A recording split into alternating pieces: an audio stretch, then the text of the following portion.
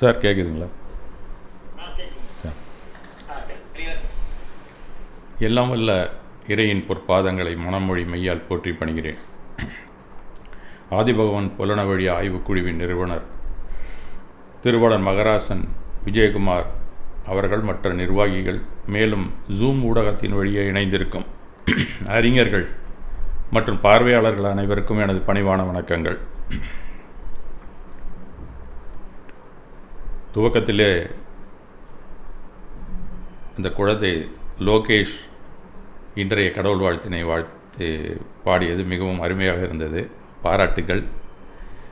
தொடர்ந்து இது போன்று பல கூட்டங்களிலுமே பழகிக்கொள்ள வேண்டும் என்று கேட்டுக்கொள்கிறேன். அடுத்து தனுஷ் தங்கராஜ், சென்ற வாரம் அவர் தான் பேசினார்னு நினைக்கிறேன். இன்று சற்று கூடுதலான தகவலை அளித்திருக்கிறார். மிக்க நன்றி.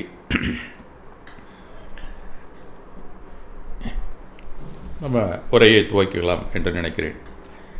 இன்றைக்கி நம்மளோட இருக்கிறவங்க நாளைக்கு நம்மளோட இருக்கிறாங்களா அப்படிங்கிறது கூட மர்மமாக தான் வாழ்க்கையில் இருந்து கொண்டு இருக்கிறது. ஏன்னா நம்ம சேர்ந்தவர்கள் மூத்தவர்களாக இப்போ நம்மள்கிட்ட இல்லை அப்படிங்கிற ஒரு ஆதங்கம் என்னை போன்ற வயதானவர்களுக்கெல்லாம் இருந்து கொண்டு தான் இருக்கிறது. இதற்கெல்லாம் விடை தெரியாமல் சமயத்திலே நாம் இருந்து கொண்டு தான் இருக்கிறோம். நாமளும் இன்னும் எத்தனை நாளைக்கு இருக்க போகிறோம் அப்படிங்கிறது கூட தெரியாத விஷயந்தான்.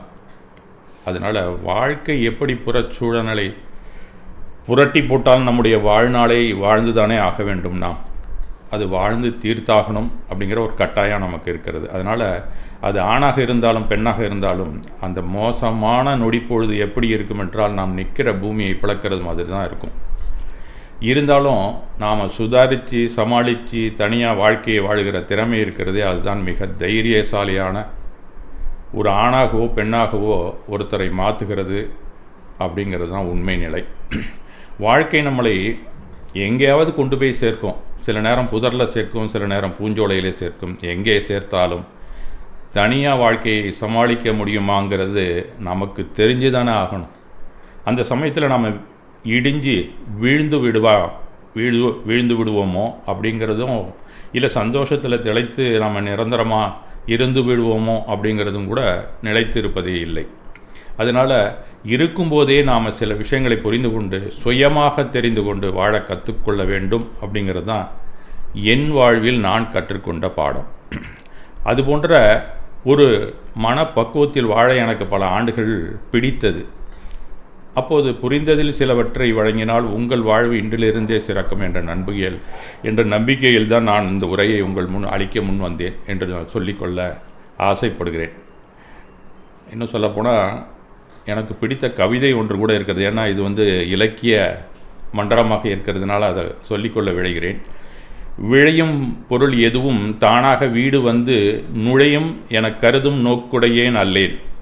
என் பயணம் பெரிது, செல்லும் பாதை நெடிது, வழித்துயரம் தவிர்க்க துணை தேடேன். என் படைக்கு ஒரு சிலரும் போதும், நான் ஒருவனும் போதும். எனது இயல்பை இந்த ஒரு கவியே சரியாக எடுத்து உரைக்கிறது என்று தான் நான் கருதுகிறேன். உங்களுக்கும் இது கண்டிப்பாக பொருந்தும் என்றே நம்புகிறேன். ஒன்றை நன்றாக நினைவில் வைத்து கொள்ளுங்கள். உலகத்தில் விரும்பப்படாதவர்கள் அதிகம் இருக்கலாம், ஆனால் விருப்பம் இல்லாதவர்கள் யாரும் இல்லை. வாழ்க்கை தான் சுருங்கி போகிறதே தவிர ஆசைகள் ஒருபோதும் சுருங்குவதில்லை. இது வளர்பறையாக வளர்ந்து கொண்டு தான் இருக்கிறது. இப்போ நாம் 2 வாரமாக ரெண்டு செஷன் முடிஞ்சு போச்சு. இது வரைக்கும் நமக்கு முடிஞ்சிருச்சு. இப்போ அது 3ஆவதாக நாம் துவக்கலாம் அப்படிங்கிற ஒரு முடிவோடு இன்றைக்கு துவக்கிறேன். ஏதாவது இது வரைக்கும் சொன்னதில் உங்களுக்கு புரிஞ்சிருந்ததுன்னா, ரொம்ப பேருக்கு புரியலை அப்படின்னு சொன்னால் நீங்கள் எப்போ வேணாலும் என்னை கான்டாக்ட் பண்ணி கேட்கலாம். இல்லை இந்த கடைசி நிமிடம் எனக்கு அளிக்கப்பட்டிருந்தால் அதில் நீங்கள் கேட்டு தெரிந்து கொள்ளலாம். இது கொஞ்சம் என்டர்டெய்னிங்கான ஒரு ப்ரோக்ராம்னு சொல்ல முடியாது. நான் பிபிடிலாம் தயார் பண்ணி சொன்னாலும் கொஞ்சம் போர் தான் இந்த சப்ஜெக்ட். அப்படியே பாடமாக நடத்தினால் நீண்ட நாள் ஓடிக்கொண்டே தான் இருக்கும். அதனால் சுருக்க வேண்டிய கட்டாயம் இப்போ இன்றைக்கு இல்லை உலகத்திலே தேவைப்படுகிறது. அதனால் எணிகவும் முடித்துவிட வேண்டும் அப்படிங்கிற தீர்மானத்தில் தான் உங்கள் முன் இன்று தோன்றியுள்ளேன். பாட்டும் பாவினங்களுமாக இசையும் அசையுமாக இருக்கும் ஒரு குழு இதில் இந்த கொல்லம்பற்றையில் ஊசி விற்பனை செய்ய வந்தது அதீதமான தைரியத்துடன் தான் என்று சொல்லிக்கொள்ள வேண்டும். சரி, இப்போ நம்ம என்ன பார்த்துட்ருக்கோம் இது வரைக்கும் அப்படிங்கிறத முழுமையாக ஒரு ரஷ்ஷாக வேணாலும் நான் உங்களுக்கு போட்டு காமிக்கிறேன். இல்லை எங்களுக்கு ஞாபகம் இருக்குன்னா தொடர்ந்து நம்ம இன்றையிலேருந்து ஆரம்பித்து விடலாம். ஒரு சிலர் புதுசாக ஜாயின் பண்ணியிருப்பாங்க ஐயா, அதனால் சின்ன சம்மரி மாதிரி நீங்கள் கொடுத்துறது. சரி சார், சரி சார், தேங்க்யூ.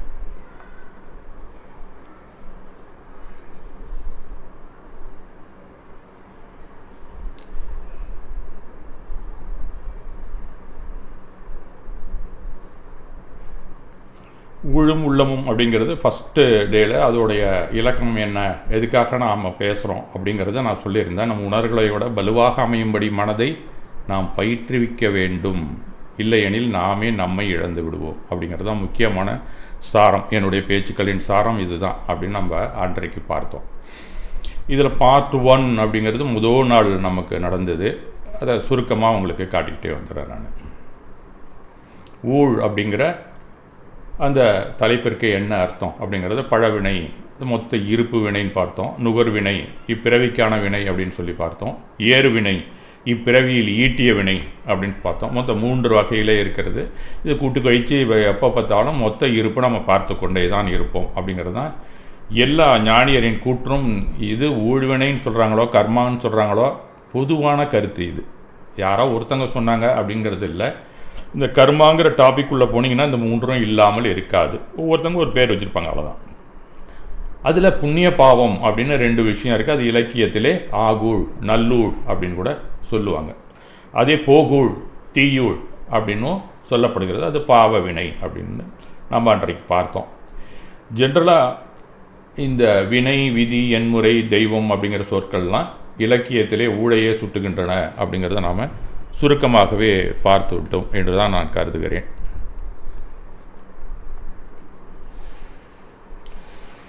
இப்போ ஊழ் முடிந்து அடுத்தது உள்ளம் அப்படிங்கிற அந்த ஏரியாக்குள்ளே நம்ம வரோம்.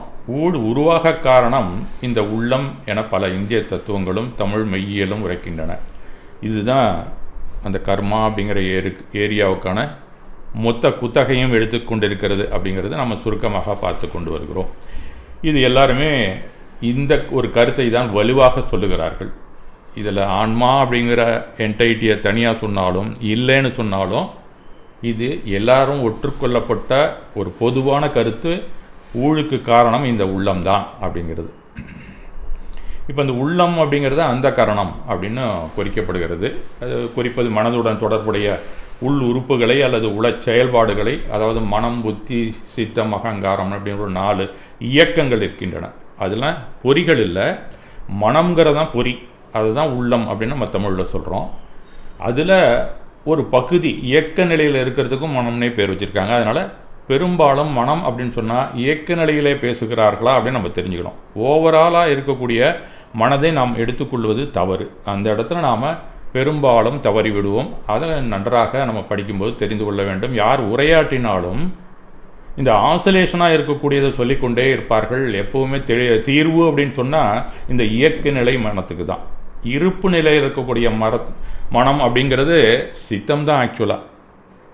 அந்த கரணம் அப்படின்னு சொல்லும்போது கர்மா, அதுக்குள்ள தீவினை, பாவகர்மா எல்லாமே மொத்தமாக இருக்கிறதுக்கு பேர் அந்த கரணம் அப்படின்னு தான் சொல்லப்படுகிறது. ஏன்னா கரணம்ங்கிறது அந்த உள்ளுக்குள்ளே என்ன நிகழ்வுகள் நடக்கின்றனவோ அதெல்லாம் ஒட்டுமொத்தமாக சொல்லக்கூடிய ஒரு ஏரியா தான் அந்த கரணம் அப்படின்னு சொல்லலாம். இப்போ நாம் அந்த கரணம் அப்படின்னு சொன்னால் நாம் எப்பயுமே எடுத்துக்க வேண்டியது மனம் அப்படிங்கிறதான் நாம் எடுத்துக்கணும் ஒட்டு மொத்தமாக. அதில் எல்லா பதிவுகளும் இருக்கின்றன, நினைவுகள் இருக்கின்றன, அனுபவங்கள் இருக்கின்றன, மேலும் சில உணர்வுகளாகவும் இருக்கும். புரிதல்கள் தான் நம்ம வாழ்க்கையில் நமக்கு பயன்படும். அதுதான் ஞானம் அப்படின்னு கூட பொதுவாக விஸ்டம்னு சொல்லலாம். அதை ஞானம்னு சொல்கிறத விட, ஏன்னா நம்மளதில் காட்சி ஞானம்னு 2 இருக்குது, தரிசன ஞானம் அப்படின்னு சொல்லி.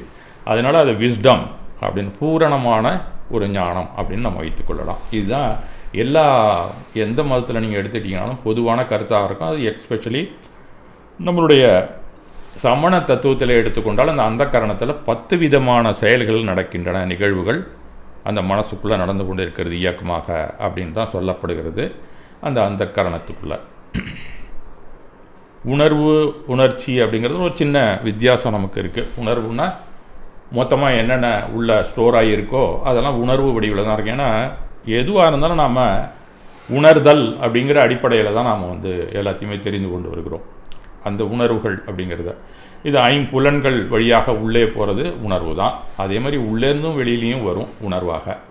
இது எல்லாமே இயக்க நிலைக்கு வந்து நம்ம உடலுக்கு வந்து பாதிக்க ஆரம்பிச்சிச்சுன்னா அதுக்கு பேர் உணர்ச்சி அப்படிங்கிறத நாம் சுருக்கமாக தெரிஞ்சுக்கிட்டால் போதும். அந்த உணர்ச்சி அப்படிங்கிறது அலைவடிவில் ஓட ஆரம்பிச்சிடும். எங்கே பார்த்தாலும் உடம்பு முழுக்க பரவும். அதுதான் உணர்ச்சி. That is called emotion. இப்போ உணர்ச்சி அப்படிங்கும்போது உணர்வுக்கு என்ன சொல்கிறது அப்படின்னு சொன்னால் அது ஜஸ்ட் ஒரு ஸ்டிமுலே அப்படின்னு சொல்லலாம். அப்படி இல்லைன்னா ஃபீலிங் அப்படின்னு நம்ம சொல்கிறோம்ல, அதுதான் உணர்வு. ஜென்ரலாக எல்லாரும் சொல்கிறது. ஆனால் சில இடத்துல உணர்ச்சிக்கு உணர்வுன்னு சொல்லிடுவாங்க, சில நேரத்தில் ரெண்டும் மாற்றி போட்டு சொல்கிறதும் உண்டு. ஆனால் அந்த நேரத்தில் அதை நீங்கள் எப்படி புரிஞ்சுக்கணும்னா, அது வந்து உடம்பு பூரா வரும். உங்களுக்கு எமோஷன்ஸ் அப்படிங்கிற வார்த்தையெல்லாம் உபயோகித்தாங்கன்னா அது உணர்ச்சி. சாதாரணமாக ஏதாவது தொட்டால் நமக்கு உடனே ஃபீல் ஆகுதில்ல, தட் இஸ் கால்டு உணர்வு. இது ரெண்டுக்கும் வித்தியாசம். அது உள்ளே நேராக போய் என்னங்கிறத சொல்லிவிட்டு அதுக்கப்புறம் அது படரும் உடம்புல. அதுதான் உணர்ச்சி அப்படிங்கிறத சுருக்கமாக நம்ம தெரிந்து கொண்டால் போதும். இந்த ப்ராசஸ் தெரிஞ்சதுனால நாம் பல விஷயங்களை தெரிந்து கொண்டு வாழ்க்கையில் நல்லா இருக்கலாம். பெரிய அளவில் படித்தெல்லாம் வரணுங்கிறது அது ஒரு பக்கம். அறிவு போக போக மேலே வளர்ச்சி அடையணும் அப்படிங்கும்போது உள்ளுக்குள்ளே என்ன நடக்குது அப்படிங்கிற அந்த ஆன்மீக அறிவியல் எனக்கு வேணுங்கும்போது நீங்கள் படித்து கொண்டே இருக்கலாம், தெரிந்து கொண்டே இருக்கலாம். ஆனால் அன்றாட வாழ்க்கையிலே ஒரு பாமரனாக நான் வாழ்கிறேன், இதெல்லாம் எனக்கு தெரியாதுங்க, என்னால் படிக்க முடியாது அப்படின்னு சொன்னால் இந்த உணர்வு, உணர்ச்சி, தாட்டு, திங்கிங் இந்த 4 ஏரியாக்குள்ளே ஓட்டிட்டு நம்ம போயிடலாம். நமக்கு இருக்கிற அத்தனை கர்மாக்களும் இந்த உணர்வு, உணர்ச்சி இது ரெண்டுக்கும் இடையில தான் அடங்குது. அத்தனையுமே இந்த ரெண்டுக்குள்ளே தான் இருக்குது. தாட்டு, திங்கிங் இதுக்குள்ளே தான் இருக்குது. நம்மளுடைய ஆக்டிவிட்டீஸ் பூரா இதுக்குள்ளே தான் இருக்குது. அது வெளியில் வரும்போது புற நடவடிக்கைகளாக வருகின்றன. அப்போ தான் கை கால் மற்ற விஷயங்கள்லாம் நமக்கு புறத்திலே பயன்படுகிறது. ஆக இந்த உணர்வு, உணர்ச்சி தான் நம்மளுடைய இன்றைய வாழ்வை தீர்மானிக்கிறது, மறுமையையும் தீர்மானிக்கிறது என்று ஞானிகள் கூறுகிறார்கள். ஆக இது ரெண்டும் முக்கியமான விஷயம். இதை நம்ம நல்லா தெரிந்து கொண்டே போக முடியும். இந்த எமோஷனல் இன்டெலிஜென்ஸ் தான் மிக மிக முக்கியமானது அப்படின்னு நவடேஸ் எல்லாரும் சொல்லி கொண்டு இருக்கிறார்கள். இப்போ இந்த உணர்ச்சிங்கிற ஏரியாவில் முன்னாடியில் வந்து இன்டெலிஜென்ட் கோஷன்ட்டுன்னு சொல்லிட்டு இருந்தாங்க. இன்றைக்கி எமோஷனல் கோஷன் EQன்னு சொல்ல ஆரம்பிச்சிட்டாங்க. அதில் 5 வகை இருக்கிறதெல்லாம் சொல்லுவாங்க. அதெல்லாம் நமக்கு இப்போ தேவையே இல்லை. சாதாரண எல்லார்கிட்டையுமே எமோஷனல் இன்டெலிஜென்ஸ் இருக்குது, அதை நம்ம சரியாக பயன்படுத்தலை. அப்படிங்கிறபோது ஒரு அவேர்னஸ் தான் இந்த மாதிரி ப்ரோக்ராம்லாம், வேறு ஒன்றும் இல்லை, எல்லார்கிட்டையுமே இருக்குது. உதாரணமாக சொல்லணும்னா, படித்தவங்களை விட நான் வில்லேஜில் வேலை பார்த்துருங்க ஒரு 14 இயர்ஸ், அவங்கள்ட்ட அதிகமாகவே இருக்குது எமோஷனல் இன்டெலிஜென்ஸ். நேட்டிவ் இன்டெலிஜென்ஸ்னு நான் சொல்லுவேன். அது வந்து படிச்சிட்டதுனால நம்ம கொஞ்சம் எதனால் அது குறைஞ்சி போச்சுங்கிறது படித்ததுனால இருக்கலாமோ என்னன்னு எனக்கு தெரியல. நம்ம ஒரு வேளை ஈக்குவேட் பண்ணி இது கூட்டி கழித்து ஏதோ பார்த்துட்டு உட்காந்துருக்கோம்னு நினைக்கிறேன். அவங்க அப்படி கிடையாது, சடனாக முடிவு எடுப்பாங்க, கரெக்டாக இருக்கும்.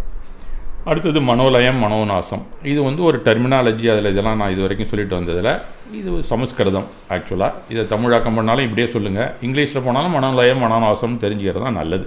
இதெல்லாம் வந்து டிரான்ஸ்லேட் பண்ணி பார்க்கக்கூடாது. இந்த விஷயத்தில் அப்படின்னா நம்ம கன்ஃபியூஸ் ஆகிடுவோம். இப்போ இந்த மனோலயம், மனோநாசத்தில் தான் அத்தனையும் ஓடிக்கொண்டு இருக்கிறது.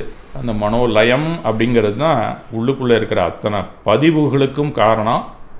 நல்ல பதிவுக்கும் கெட்ட பதிவுக்கும் நம்ம தான் பிரிக்கிறோம். அத்தனை பதிவும் மனோலயம் தான். இந்த மனோலயத்தில் உண்டு நாம் எப்படி வெளியில் வர்றது அப்படின்னு நாம் நினச்சோம்னா கொஞ்சம் முடியாத விஷயம். அந்த மனோலயத்தை சீரமைத்து தான் வைத்துக்கொள்ளலாம். இதுதான் முக்கியமான விஷயம். அதை விட்டு நம்ம சுத்தமாக வெளியில் வந்து மனமற்ற நிலையில் அதெல்லாம் சும்மா சொல்லிக்கலாம், அதெல்லாம் ஒன்றும் நடக்கவே நடக்காது. அதை சீரமைத்து நல்ல முறையில் வைத்துக்கொண்டு எந்த ஏரியாவை நம்ம யூஸ் பண்ணலாம் அப்படிங்கிறத நம்ம தெரிஞ்சுக்கலாம். பாக்கி ஃபைலுக்கெல்லாம் வேணால் அட்ரஸ் இல்லாமல் நம்ம உள்ளே வச்சுக்கலாம். அட்ரஸ் எல்லாம் கரெக்டாக வச்சுக்கிட்டு அப்பப்போ எடுக்கிறதுக்குன்னு சில ஃபைல்ஸ் பரட்டி பார்க்குறதுக்குன்னு சில பக்கங்கள் நாம் வைத்து கொண்டு இருக்கலாம் ஒழிய இது எல்லாமே மனோலயம் தான். நீங்கள் மோட்சத்துக்கு போகணுன்னு நினச்சி தியானம் பண்ணிங்கன்னா அது மனோலயம் தான், அதில் ஒன்றும் சந்தேகமே கிடையாது. மனோநாசம் அப்படின்னு சொன்னால் பற்றற்ற நிலைன்னு சொல்கிறோம்ல, கிட்டத்தட்ட அதை சொல்லலாம். மனோலயம் என்னென்ன இருக்கோ அதை கண்டுக்காமல் இருக்கிற நிலைக்கு பேர் தான் மனோநாசம். உள்ளே இருக்கிற பதிவுகள்லாம் நம்ம சுத்தமாக வழித்து போட்டோம், அதுக்கு தான் மனோநாசம்னு யாரும் நினைக்க வேண்டியதில்லை. இந்த டெர்மினாலஜிக்கு இதுதான் மீனிங். ஆக உள்ளுக்குள்ளே என்ன லயத்தில் இருக்கிறதோ அதெல்லாம் நாம் அது கடந்துட்டு போகுதுப்பா, அதை பற்றி நம்மளுது இல்லை அப்படின்னு நீங்கள் இருந்தீங்கன்னா மனோநாசம். அதனால் ஒரு தாட் வந்து அடுத்த தாட் வந்தாலும் நீங்கள் கண்டுக்காமையே இருந்துகிட்டு இருக்கீங்களே, இந்த இடைப்பட்ட பீரியட் இருக்குல்ல, அதுதான் மனோநாசம் அப்படின்னு சொன்னால் மிக மிக பொருத்தமாக இருக்கும். அமைதியாக நீங்கள் இருக்கக்கூடிய நேரம் அப்படின்னு சொன்னால் அது மனோநாசம். இதுதான் அது கூட சரியான அர்த்தம். வேறு எதுவும் நீங்கள் ஒரு லயமானதெல்லாம் அப்படியே நாசம் பண்ணி உள்ள ப்ரஷ்ஷை போட்டு தேய்க்கிறது அப்படிலாம் நீங்கள் கற்பனை யாரும் செய்து கொள்ள வேண்டிய அவசியம் இல்லை. தாட் திங்கிங் இது முக்கியமான இந்த டெர்மினாலஜியை இப்போ என்ன மாதிரி யாரும் புதுசாக சொல்லும்போது அவங்கவுங்க இஷ்டத்துக்கு பயன்படுத்துவாங்க. ஜென்ரலாக இதுக்கு அர்த்தம் வேறு. இப்போ நான் சொல்லி முடிக்கிற அன்றைக்கி நீங்கள் இந்த தாட்டு திங்கிங்கு கொஞ்சம் வேரியேஷன் இருக்கும். இதை புரிஞ்சு கொண்டீங்கன்னா கொஞ்சம் நீங்கள் அமைதியாக இருக்கலாம் உங்கள் வாழ்க்கையில். பெரிய பெரிய கஷ்டங்கள் வந்தால் கூட அதை பெருசாக எடுத்துக்கணும். மலை போல் வந்ததை நீங்கள் பனி போல் எடுத்துக்கலாங்கிறது ஒரு புரிதல் தான் ஆக்சுவலாக நான் கொடுக்குறது. இது ப்ராக்டிஸ்ன்னு நீங்கள் நினச்சிக்கிட்டுலாம் பயப்பட வேண்டிய அவசியமே இல்லை. இந்த புரிதலை ப்ராக்டிஸ்ன்னு நீங்கள் நினச்சிக்கிட்டாலும் பரவாயில்ல. அதை ப்ராக்டிஸ் பண்ண முடியும் உங்களாலன்னா பண்ணிங்கன்னா ரொம்ப அருமையான வாழ்க்கை இருக்குங்கிறத நான் ரொம்ப லேட்டாக தெரிஞ்சுக்கிட்டேன். அதை முன்னாடியே சொல்கிறேன். ஆனால் உங்களுக்கு சில கஷ்டங்கள்லாம் வந்து இதை தீர்க்க முடியலையேன்னு இருந்து நீங்கள் வெளியில் வந்தீங்கன்னா இன்றைக்கு நான் சொல்லக்கூடிய இறுதி பகுதி மிக மிக அவசியமாக உங்களுக்கு தோன்றும். அப்படி இல்லைன்னா சின்ன வயசுலேயே இருக்கீங்க, இப்போ தான் காலை பருவத்தில் இருக்கீங்க, இல்லை இளமை பருவத்துக்கு வந்திருக்கீங்க அப்படின்னு சொன்னால் இதை நீங்கள் கடைப்பிடிச்சிங்கன்னா நான் சொன்ன அத்தனை விஷயமுமே உங்களுக்கு வாழ்க்கையில் வராது. அதனால் இது ஒன்றும் பெருசாக கூட இன்றைக்கி தோணாது. அது மாதிரி ஒரு சந்தர்ப்பம் வந்து அப்போ இந்த டூலை மறந்துட்டு இருந்தீங்கன்னா அப்போ தான் இதோட பயன் தெரியும். ஆக இதை ஒரு நம்பிக்கையில், ஒரு தெய்வ நம்பிக்கை மாதிரி நீங்கள் வச்சுக்கிட்டிங்கன்னா இளைஞர்களோ காலை பருவத்தில் இருக்கிற இந்த தனேஷா அவர் பேர் மறந்துட்டேனே நீங்கள்லாம் எடுத்துக்கிட்டிங்கன்னா உங்கள் வாழ்க்கையில் நாங்கள்லாம் திணறினது மாதிரி திணறணுங்கிற அவசியம் இருக்காது. அப்படிங்கிற நோக்கத்திலே தான் நான் வழங்குகிறேன். இதை எந்த வயசில் நீங்கள் எடுத்துக்கிட்டாலும் இது முன்னாடியே தெரியல அப்படிங்கிற ஒரு ஆதங்கம் எனக்கு வந்தது, உங்களுக்கும் வர்றதுக்கு வாய்ப்பு இருக்குங்கிற ஐடியாவில் தான் நான் உங்களுக்கு சொல்லி கொண்டு இருக்கிறேன். இப்போ இந்த தாட் திங்கிங் அப்படிங்கிறது போக போக இன்றைக்கி கிட்டத்தட்ட என்னங்கிறத முடிவு பண்ணிவிடுவேன். இந்த ஸ்பீச்சை பொறுத்த வரைக்கும், இந்த டூலை பொறுத்த வரைக்கும்.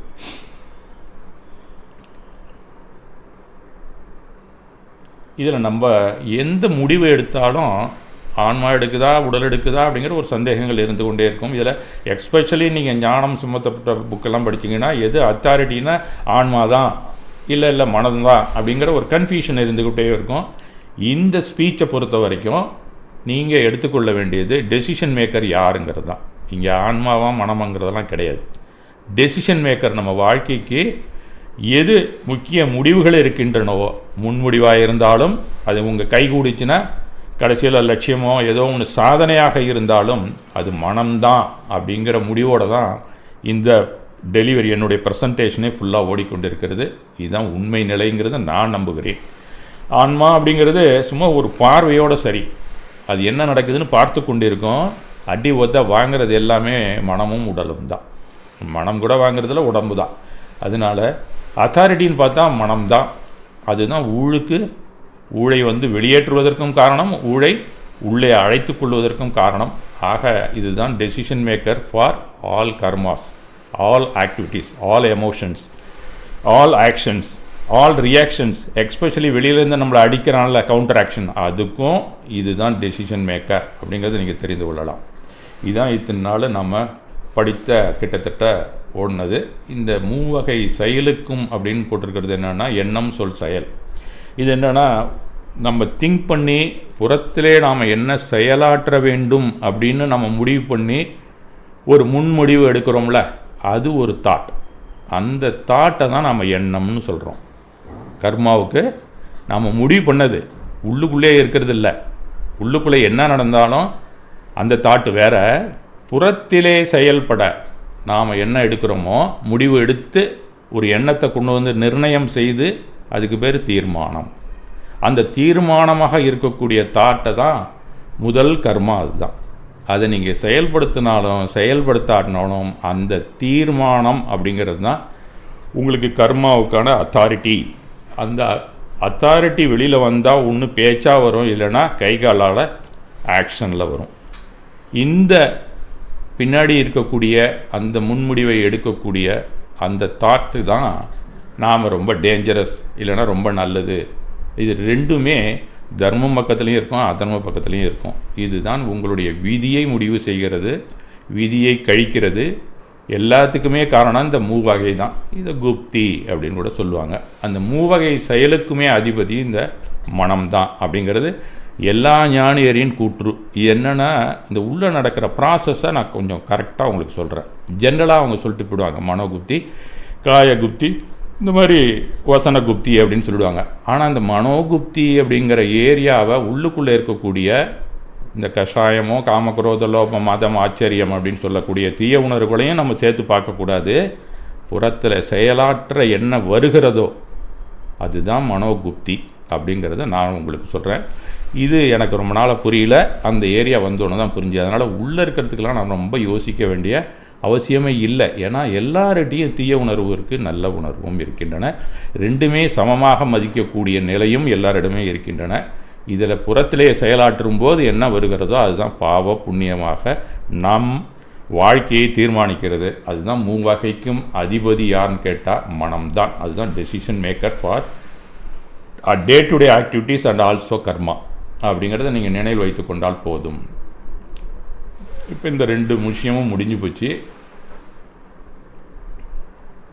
ஹெல்த் லேயர்ஸ் பற்றி அன்றைக்கி பார்த்தோம். அது கொஞ்சம் ரஷ்ஷாக ஓடி போயிடுச்சு. அதை நம்ம திருப்பி அவ்வளோதும் பார்க்க முடியாது. ஜென்ரலாக உடல் ரீதியாக மனம் ரீதியாக நமக்கு வியாதிகள் வருகின்றன. இது எல்லாத்துக்குமே இங்கே வியாதிக்கும் டெசிஷன் மேக்கர் மைண்டு தான் அப்படின்னு பார்த்தோம். அந்த மைண்டுக்கும் பாடிக்கும் எப்படி வருது அப்படிங்கிறத இன்றைக்கு சைக்காலஜிஸ்ட்டு சைக்காட்ரிஸ்ட்டு இவங்கெல்லாம் சேர்ந்து முடிவு பண்ணியிருக்கிறாங்க.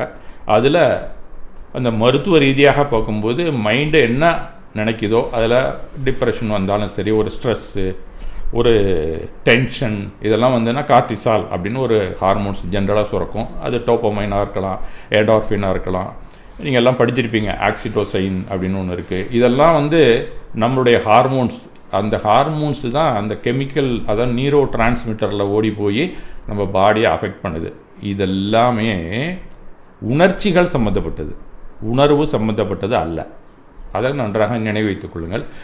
எமோஷனலாக வரும்போது தான் ஹார்மோன்ஸ் சாதாரணமாக உடம்புல ஹார்மோன்ஸ் சுரக்கிறதுக்கும், நான் சொல்கிறது இந்த எமோஷன்ஸ்னால் வரக்கூடிய ஹார்மோன்ஸையும் கெமிக்கல்ஸையும் தான்.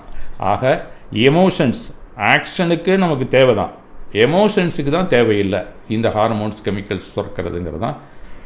டே டு டே ஆக்டிவிட்டீஸில் நாம் கஷ்டப்படாமல் இருக்கிறதுக்கோ உடல் உபாதைகள் இல்லாமல் இருக்கிறதுக்கோ முக்கிய காரணம் இந்த ஆர்டரில் தான் நமக்கு நடந்து கொண்டு இருக்கிறது. சென்ற வாரம் நம்ம பார்த்தோம். உணர்வு அடுக்கு எப்படி இருக்குது அப்படிங்கிறது, இது ஜென்ரலாக எல்லாரும் ஒவ்வொரு மாதிரி சொல்லுவாங்க. சயின்ஸில் ஒரு மாதிரி இருக்குது. அந்த சிக்மண்ட் ஃப்ராய்டு ஒரு மாதிரி சொல்லுவார், ஈகோ சூப்பர் ஈகோம்பார். அதுக்கப்புறம் கான்ஷியஸ் ப்ரீ கான்ஷியஸ் அன்கான்ஷியஸ்ன்னு சொல்லுவார். அதெல்லாம் இல்லாமல் நாம் வந்து 2 விஷயமாக பிரித்து கொள்ளலாம். ஒன்று அடிமனது, இன்னொன்று வெளிமனது. அடிமனது என்ன உள்ள நடக்குதுன்னே நமக்கு தெரியாது. அது தெரிஞ்சாலும் அவ்வளோ கரெக்டாக அறுதியிட்டு அதை சரி செய்யவும் முடியாது, நம்ம தெரிந்து கொள்ள கூட முடியாது சில நேரத்தில். அது தட் இஸ் கால்டு சப்கான்ஷியஸ் அப்படின்னு நீங்கள் வச்சிங்களேன். அடிமனது அப்படிங்கிறத சப்கான்ஷியஸ்னா வச்சுக்கொள்ளுங்கள். ஏன்னா வெளிமனது அப்படிங்கிறது தான் நமக்கு தெரிந்தது, கான்ஷியஸ் அப்படின்னு நம்ம வச்சுக்கலாம் வேண்டாம்.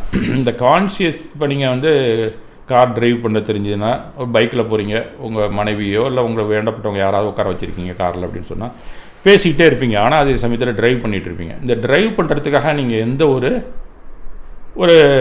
என்ன மாதிரி செய்யணும், இப்படி திருப்பணும் அப்படி திருப்பணும், அதை அமுக்கணும் இதை எடுக்கணும் அப்படிங்கிற முயற்சியெலாம் நீங்கள் இதை எடுக்கிறது இல்லை, தானாகவே நடந்து கொண்டு இருக்கிறது. இதெல்லாம் அடிமனதுலேருந்து வரக்கூடியது. வெளிமனதுலேருந்து வர்றது அவங்க கேட்குறதுக்கு பதில் சொல்லிகிட்டு இருக்கீங்கல்ல பக்கத்தில் இருக்கிறவங்க யாரோ ஒருத்தங்க, அதுதான் வெளிமனது செய்து கொண்டிருக்கிறது. இது கான்ஷியஸ். கம்ப்யூட்டர் பற்றி நீங்கள் சொல்லணும்னா இது ரேம். இந்த ரேம் தான் நமக்கு எப்பயுமே முன்னாடி நிற்கக்கூடியது, ப்ரியாரிட்டைஸ்டு. இதுக்கு தான் முக்கியத்துவம் கொடுப்போம். கார் ஓட்டும்போது எதுக்கு முக்கியத்துவம் கொடுக்கணும்? ஆக்சுவலாக அடிமனது என்ன சொல்லுகிறதோ அதை கொண்டாந்து ப்ரியாரிட்டைஸை வச்சா தான் நம்ம ஒழுங்காக ஆக்சிடெண்ட் இல்லாமல் போகலாம். ஆனால் அது தெரியாமல் சில நேரத்தில் பேசிக்கொண்டே செல்பவர்கள் தான் அடிமனதுலேருந்து வர்றதை சரியாக டைரெக்ஷனை எடுத்துக்க முடியாமல் சில நேரத்தில் ஆக்சிடெண்ட் ஆகுது. அதுக்கு இப்போ நீங்கள் புரிஞ்சிகிட்டு இருப்பீங்கன்னு நினைக்கிறேன். அடிமனது வெளிமனதுன்னா என்ன அப்படிங்கிறது. இதில் உணர்வு பகுதி இருக்குது, 2 அறிவு பகுதியை 2ஆக பிரிக்கிறோம். இன்னும் ரொம்ப சுருக்கமாக நீங்கள் தெரிஞ்சுக்கணும்னா, உணர்வு பகுதிங்கிறது மனம். அந்த மனம் புத்தி சித்தம் அகங்காரம்னு சொன்னோம்ல, அது பூரா மனம் அப்படிங்கிற அந்த இயக்க நிலை உணர்வு தான் நம்ம உணர்வு பகுதி அப்படின்னு சொல்கிறோம். அறிவு பகுதிங்கிறது புறத்திலே என்ன செயல்படணுமோ அதை தீர்மானிக்குதில்ல, அந்த அறிவு புத்தி அப்படின்னு சொல்லுவோம். அதை தான் 2 பகுதியாக பிரித்து நம்ம வசதிக்காக சொன்னப்பட்டது அன்றைய வகுப்பிலே. இது முடிஞ்சு போச்சு. அநேகமாக இன்றைக்கு அடுத்த லெவலுக்கு நம்ம போக போகிறோம். இன்றைய செஷனில் ஆரம்பிக்கும்போது தாட் அப்படிங்கிற அறைக்குள்ள நினைவுகள், அனுபவங்கள், புரிதல்கள் ஒளிந்து கொண்டிருக்கின்றன அப்படின்னு நம்ம முன்னாடியே பார்த்துட்டோம். ஏன்னா எல்லாத்துக்கும் பொதுவான அந்த எழுச்சி போடும்போது அது நினைவாகவும் இருக்கலாம், அனுபவமாகவும் இருக்கலாம், இல்லை புரிதலாகவும் இருக்கலாம். இந்த மூன்றுமே தாட்லேருந்து தான் வர்றது. அதை ஒரே பேரில் நம்ம வச்சுக்கலாம். தாட்டு தான் நம்ம உள்ளுக்குள்ளேயும் செயலாற்ற வைக்கும், வெளியிலையும் செயலாற்ற வைக்கிறதுக்காக வரக்கூடிய ஒரு எண்ணம் அப்படிங்கிறத ஸ்திரமாக வைத்துக்கொள்ளுங்கள். இப்போ தாட் அப்படிங்கிற திங்கிங் அப்படின்னு ரெண்டு இருக்குது. இந்த தாட்டு திங்கிங்கிறது தான் உள்ளத்தின் அடிப்படை கரு அப்படின்னு நம்ம பார்த்தோம். ஊழே தாட் சேகரிப்புக்கு காரணமாகிறது. உள்ளுக்குள்ளே எல்லாத்தையும் கொண்டு போய் சேர்க்கறதுக்கு காரணமாக இருக்கக்கூடியது அந்த தாட். இன்றைக்கு தாட்டாக உள்ளே சேர்த்து வச்சது மிச்சம் என்ன இருக்கோ அதுதான் நாளைக்கு உனக்கு செயலாக்கிறதுக்கு வரக்கூடிய கர்மா அப்படிங்கிறது. அப்போ அந்த தாட்டு தான் உள்ளுக்குள்ளே சேர்த்து வச்சுருக்க எல்லாத்தையும். அதே போல் தாட் திங்கிங்க்கு காரணமாகிறது. ரெண்டு வேலையை செய்யுது. அதே தாட்டு மறுபடியும் புறத்தில் வந்து செய்யும். இத்தனை வருஷமாக, இத்தனை பிறவியாக என்ன நீங்கள் நினைவுகளில் வச்சுருக்கீங்களோ, கர்மாவாக வச்சுருக்கீங்களோ, வாசனாவாக வச்சுருக்கீங்களோ, இல்லை சம்ஸ்காராக வச்சுருக்கீங்களோ, அதெல்லாம் திங்கிங்க்கு வரும். அப்போ நீங்கள் திங்க் பண்ண அதுக்கப்புறம் ஒரு தாட்டு உருவாகுதில்ல, அந்த தாட் திங்கிங்கில் வர்ற தாட்டு தான் மீண்டும் உருவாக காரணமாகிறது. இந்த சைக்கிள் தான் உள்ளே நடந்துக்கிட்டே இருக்குங்கிறது தான் ஞானிகள் கூறுகிறார்கள். இந்த தாட்டு திங்கிங் தான் உள்ளுக்குள்ளேருந்து வெளியில் வந்து உங்களை செயலாற்ற வச்சு மறுபடியும் வெளியிலேருந்து அள்ளி கொண்டு போய் மறுபடியும் ஒரு தாட் ப்ராசஸ் உள்ளே நடந்து அது வாசனாவாக சம்ஸ்காராக மாறிக்கொண்டிருக்குங்கிறது தான் நாம் புரிந்து கொள்ள வேண்டியது. இதை அந்த பக்கம் ஆன்மீகம் அப்படிங்கிற ஏரியாக்குள்ளே போனீங்கன்னா நீங்கள் தெரிந்து கொள்ள மிக மிக நமக்கு வசதியாக இருக்கக்கூடிய ஒரு விஷயம். அதை நீங்கள் தெரிந்து கொள்வது மிக மிக அவசியமானது தான். அப்போ இந்த தாட் அப்படிங்கிறது தான் திங்கிங் அப்படிங்கிறதுக்கு மூலப்பொருள் அப்படின்னு நம்ம தெரிந்து கொள்ள வேண்டும். இந்த தாட்டு திங்கிங்கை நம்ம நல்லா வரையறை செய்து புரிந்து கொண்டாலே நம்ம இவ்வுலக வாழ்க்கையிலேயே நல்லா இருக்கலாம். அவ்வுலக வாழ்க்கையில் நம்பிக்கை இருந்தால் அதுவும் கண்டிப்பாக பகவானோ மற்றவங்க யார் சொல்கிறாங்களோ அதெல்லாம் அதுக்கு பொருத்தமாக இருக்கும் அப்படிங்கிறத உண்மையையும் நீங்கள் தெரிந்து கொள்ளலாம். என்னை பொறுத்த வரைக்கும் இப்போதைக்கு நல்லா இருக்கிறதுக்கு இளைஞர்கள்லாம் தெரிந்து கொள்ளுங்கள். நாங்கள் அந்த ஏரியாவை அப்புறம் பார்த்துக்குறோம். நீங்கள் வயசானால் அதுக்கு வந்துக்கலாம். இந்த திங்கிங்கில் தான் நமக்கு பழைய ஊழுக்கான தண்டனை, புதிய ஊழுக்கான விதையும் ஒளிந்திருக்கிறது.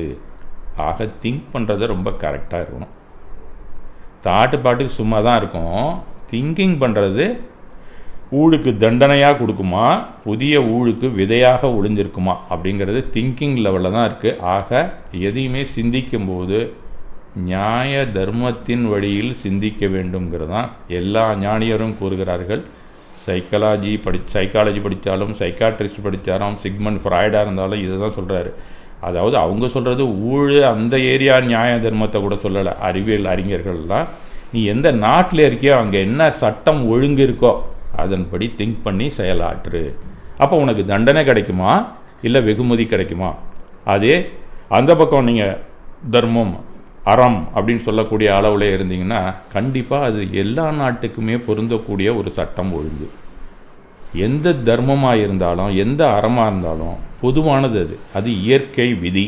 அந்த அடிப்படையில் நீங்கள் எதை நீங்கள் திங்க் பண்ணாலும் அந்தந்த நாட்டுக்குமே அது பொருந்தும். ஊழுக்கும் காரணமாக இருக்கக்கூடியது. அது நல்ல ஊழாகவும் இருக்கலாம், தீய ஊழ் வராமலும் தடுக்கலாம்.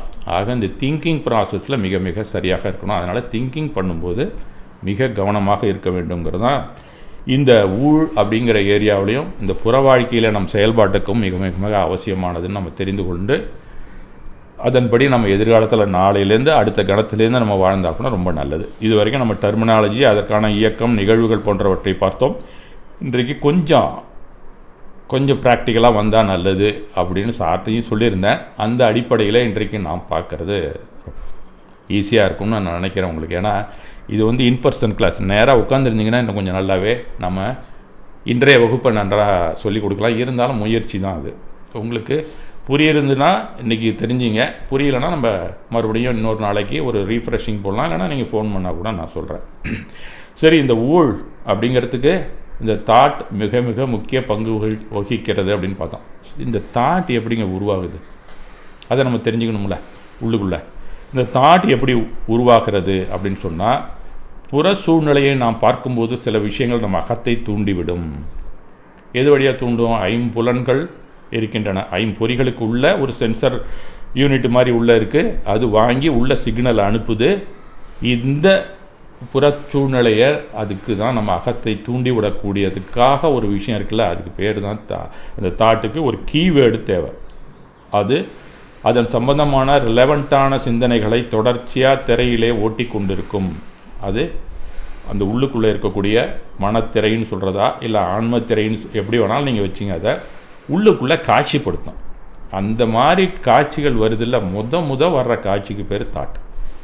ஃபஸ்ட்டு வெளியிலேருந்து நீங்கள் பார்த்தோன்னே ஐம்புலன் என்ன நுகர்றீங்களோ அது என்ன வாசனைன்னு சொல்லிடுவீங்க இல்லைங்களா? நம்ம மல்லிகையா முல்லையா இல்லை ஒரு வீட்டுக்குள்ளே நுழையும் போது என்னம்மா வடை சுட்டுட்ருக்கியா எவ்வளோ கரெக்டாக கேட்குறோம். அதுக்கு காரணம் அந்த வாசனை. அந்த வாசனை தான் அதுக்கு கீவேர்டு. அப்போ அன்னைக்கு நாம் என்னன்னு தெரிந்து கொண்டு இருக்கிறோம். அதற்கு வடைங்கிற விஷயம் உள்ளேருந்து வருதில்ல முத தட் இஸ் கால்டு தாட். அந்த தாட்டு தான் நாம் என்ன அப்படிங்கிறது அதை வச்சுக்கணுமா, திங்கிங்கில் கொண்டு வரணுமா அப்படிங்கிற ஏரியாவில் தான் நம்ம வீக்காக இருக்கோம். அந்த தெரிஞ்சு கொள்கிறதுக்கு தான் இன்றைய வகுப்பு. இந்த தாட் உருவாக தூண்டுதல், அது ஒரு தூண்டல் அவசியம். தட் இஸ் கால்டு ஸ்டிமுலே அப்படின்னு ஆங்கிலத்தில் சொல்லுவான். எந்த ஸ்டிமுலே வந்தாலும் அது பின்னாடியே ஒரு ஸ்டிமுலே வந்தால் அதுக்கு பின்னாடியே ஒரு ஆக்ஷன் வந்துடும். Response, that is called response. ஒவ்வொரு ஸ்டிமுலேஸுக்கும் ஒரு ரெஸ்பான்ஸ் உண்டு. இது உடம்பு மனம் இரண்டும் சேர்ந்து இயங்கக்கூடிய இயற்கை அமைப்பு. அதை நம்ம ஒன்றுமே பண்ண முடியாது. எந்த ஸ்டிமுலஸ் வந்தாலும் ஒரு ரெஸ்பான்ஸ் நம்ம பண்ணிவிடுவோம் அதுக்கு உடனடியாக. அந்த ஸ்டிமுலே ஃபீலிங்ஸாக இருக்கலாம், எமோஷ்னலாக இருக்கலாம், எது வேணாலும் இருக்கலாம். அதுக்கு நம்ம இம்மிடியேட்டாக ரெஸ்பான்ஸ் பண்ணுறதுக்கு என்ன வரும்? உணர்ச்சி தான் வரும். அந்த உணர்ச்சியை நீங்கள் எப்படி கையாளுறீங்கிறது தான் எமோஷ்னல் இன்டெலிஜென்ஸ். இதை நாம் புரிந்து கொள்ள வேண்டும் வாழ்க்கையில். அதுக்கு ஒரு ஸ்டிமுலே அப்படிங்கிறது தேவைப்படுது. அந்த ஸ்டிமுலே உள்புறத்துலேயும் நடக்குது, புறத்துலேயும் நடக்கக்கூடியத ஐம்புலன்களும் கொண்டு போய் அந்த ஸ்டிமுலே உருவாக்குது. உள்ளுக்குள்ளே நடக்கிறது அப்புறம் பார்ப்போம். முதல்ல புறத்தில் நடக்குதுல்ல, அதுக்கான கீவேர்டு அப்படிங்கிறத நாம் என்ன அப்படிங்கிறத நான் பார்ப்போம். ஆக அகத்திலே உருவாகும் மகிழ்ச்சி, சோகம், கோபம், பயம் போன்ற உணர்ச்சி தூண்டுதலுக்கு காரணம் ஐம்புலனிலிருந்து உட்செல்லும் அந்த திறவு சொல் தான் காரணம். கீவேர்டு, அந்த கீவேர்டு தான் முக்கியமானது. அது குறிச்சொல் அப்படின்னு தமிழில் சொல்லலாம்னு வச்சிங்களேன். இது நம்ம ஒன்றும் பெருசாக நம்ம கண்டுபிடிச்செல்லாம் பண்ணிகிட்டு இருக்க வேண்டியதெல்லாம் நல்லா படித்தவங்க அதிகமாக யூஸ் பண்ணுறவங்களுக்குலாம் தெரியும். நெட் யூசர்ஸ் நல்லா தெரியும். ப்ரௌசிங்கில் கீவேர்டு போட்டால் கூகுள் என்ன பண்ணுது? அள்ளி கொண்டாந்து தள்ளும் இன்டெக்ஸ் பண்ணதை. நீங்கள் அதுலேருந்து பொறுக்கி எடுத்துக்கலாம். இப்போ சேட் ஜிபிடியை பற்றி நான் பேசலை, இப்போ இருக்கிற கூகுள் பற்றி நான் பேசுகிறேன். இந்த கூகுள் தான் உள்ளுக்குள்ளே நடக்கிறது. சேட் ஜிபிடின்னா உங்களுக்கு அந்த புத்தகத்தில் என்ன இருக்கோ எல்எல்எம்லேருந்து அள்ளி கொண்டாந்து போடுவோம். அப்புறம் அந்த ஏரியாவுக்கு நம்ம போக வேண்டாம். அந்த ஒரு புத்தகத்துக்கு எஸ்ஏயே கொடுத்துரும் உங்களுக்கு. நீங்கள் அதே கூட எழுதிக்கலாம். நிறைய தப்பாக கொடுக்குது, அது வேறு விஷயம். ஆனால் கூகுள் சர்ச் மாதிரி நம்ம மனசு கொடுக்கும் எப்பயும். அதை ஞாபகம் வச்சுங்க. நாம் தான் அந்த எஸ்ஏயோ என்னவோ நாம் திங்க் பண்ணி தயார் பண்ணணும். இதுதான் நம்ம ரொட்டீனாக செஞ்சிட்ருக்கோம். இந்த கீவேர்டு கூகுள் சர்ச் இன்ஜின் மாதிரி அப்படிங்கிறத மட்டும் ஞாபகம் வச்சுங்க. அது புரியலைன்னா கூகுளே நான் யூஸ் பண்ணதில்லைங்க, நான் ரொம்ப பாமரன் அப்படின்னு சொன்னால் நம்ம டைரெக்டாக இப்போது ஒரே ஒரு செஷனில் ஒரு 10 நிமிஷமாக 1/4 மணி நேரமோ ஹோஸ்டெல்லாம் உதவி செஞ்சாங்கன்னா அது எப்படி வருது அப்படிங்கிறது அவங்களுக்கு மட்டும் சொல்லி கொடுத்துடலாம். மற்றவங்களுக்கு தெரிந்து கொள்வது கொஞ்சம் போராக இருந்தாலும் தெரிந்து கொள்ளுங்கள். Okay sir. சார் நீங்கள் ரெடியா சார்?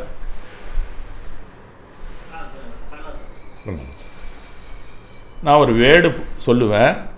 அந்த வேர்டு சொன்ன உடனே யார் யாருக்கெல்லாம் மனசை உடனே இம்மீடியட்டாக ரெஸ்பான்ஸ் ஒன்று வரும். அதன் பிறகு வர்றதெல்லாம் கொஞ்சம் நீங்கள் சொல்லணும்னு அவசியம் இல்லை. ஃபஸ்ட்டு வந்தோன்னே என்ன வருதோ அதை நீங்கள் மனசில் வச்சிங்க. சொல்லணும்னு நினைக்கிறவங்க சொல்லலாம்.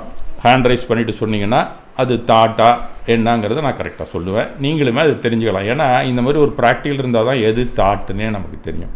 ஓகே, ஃபஸ்ட்டு வேர்டு என்னங்கிறத உங்களுக்கு கொடுக்குறேன். நீங்கள் அதை என்னன்னு பாருங்கள்.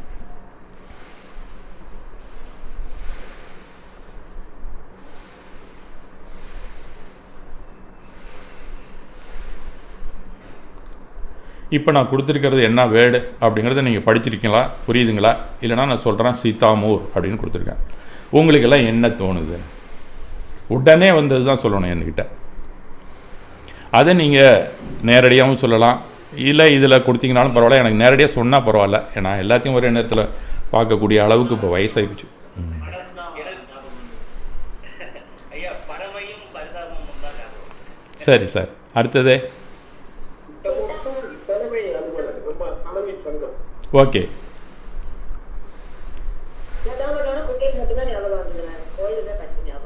ஓகே,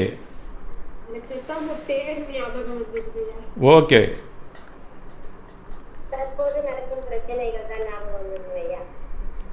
இது வந்து அவங்க சொன்னதுக்கு அப்புறம் சொல்கிறீங்கன்னு நினைக்கிறேன்.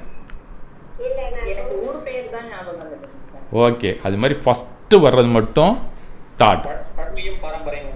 ஆமாம், அது ஃபஸ்ட்டு வருது பார்த்தீங்களா, அதுதான் தாட். நமக்கு நிறையா வரும், ஆனால் எது வந்து தாட் எது திங்கிங்கிறத நம்ம கன்ஃபியூஸ் பண்ணிக்கவே கூடாது எப்பயும். ஃபஸ்ட்டு வர்றது மட்டும்தான் தாட்.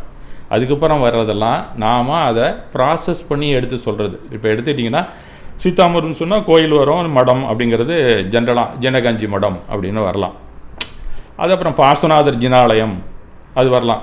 இன்னும் சில பேருக்கு வீரசேனாச்சாரியார் அது அடுத்த லெவலில் வரும். இன்னும் அடுத்தது பார்த்திங்கன்னா சாமியார், அப்புறம் பார்த்திங்கன்னா சின்னவர் பெரியவர். இன்னும் கொஞ்சம் அப்படியே அடுத்தது திங்கிங் பண்ணிங்கன்னா பெரமண்டூர், வந்தவாசி, ஆரணி, வாட்ஸ்அப்பில் வந்த செய்திகள் விதவிதமாக மனதில் எண்ணங்களை தூண்டிவிடும் அல்லவா, இதெல்லாம் திங்கிங். முதல்ல வந்ததில் அதுதான் தாட்.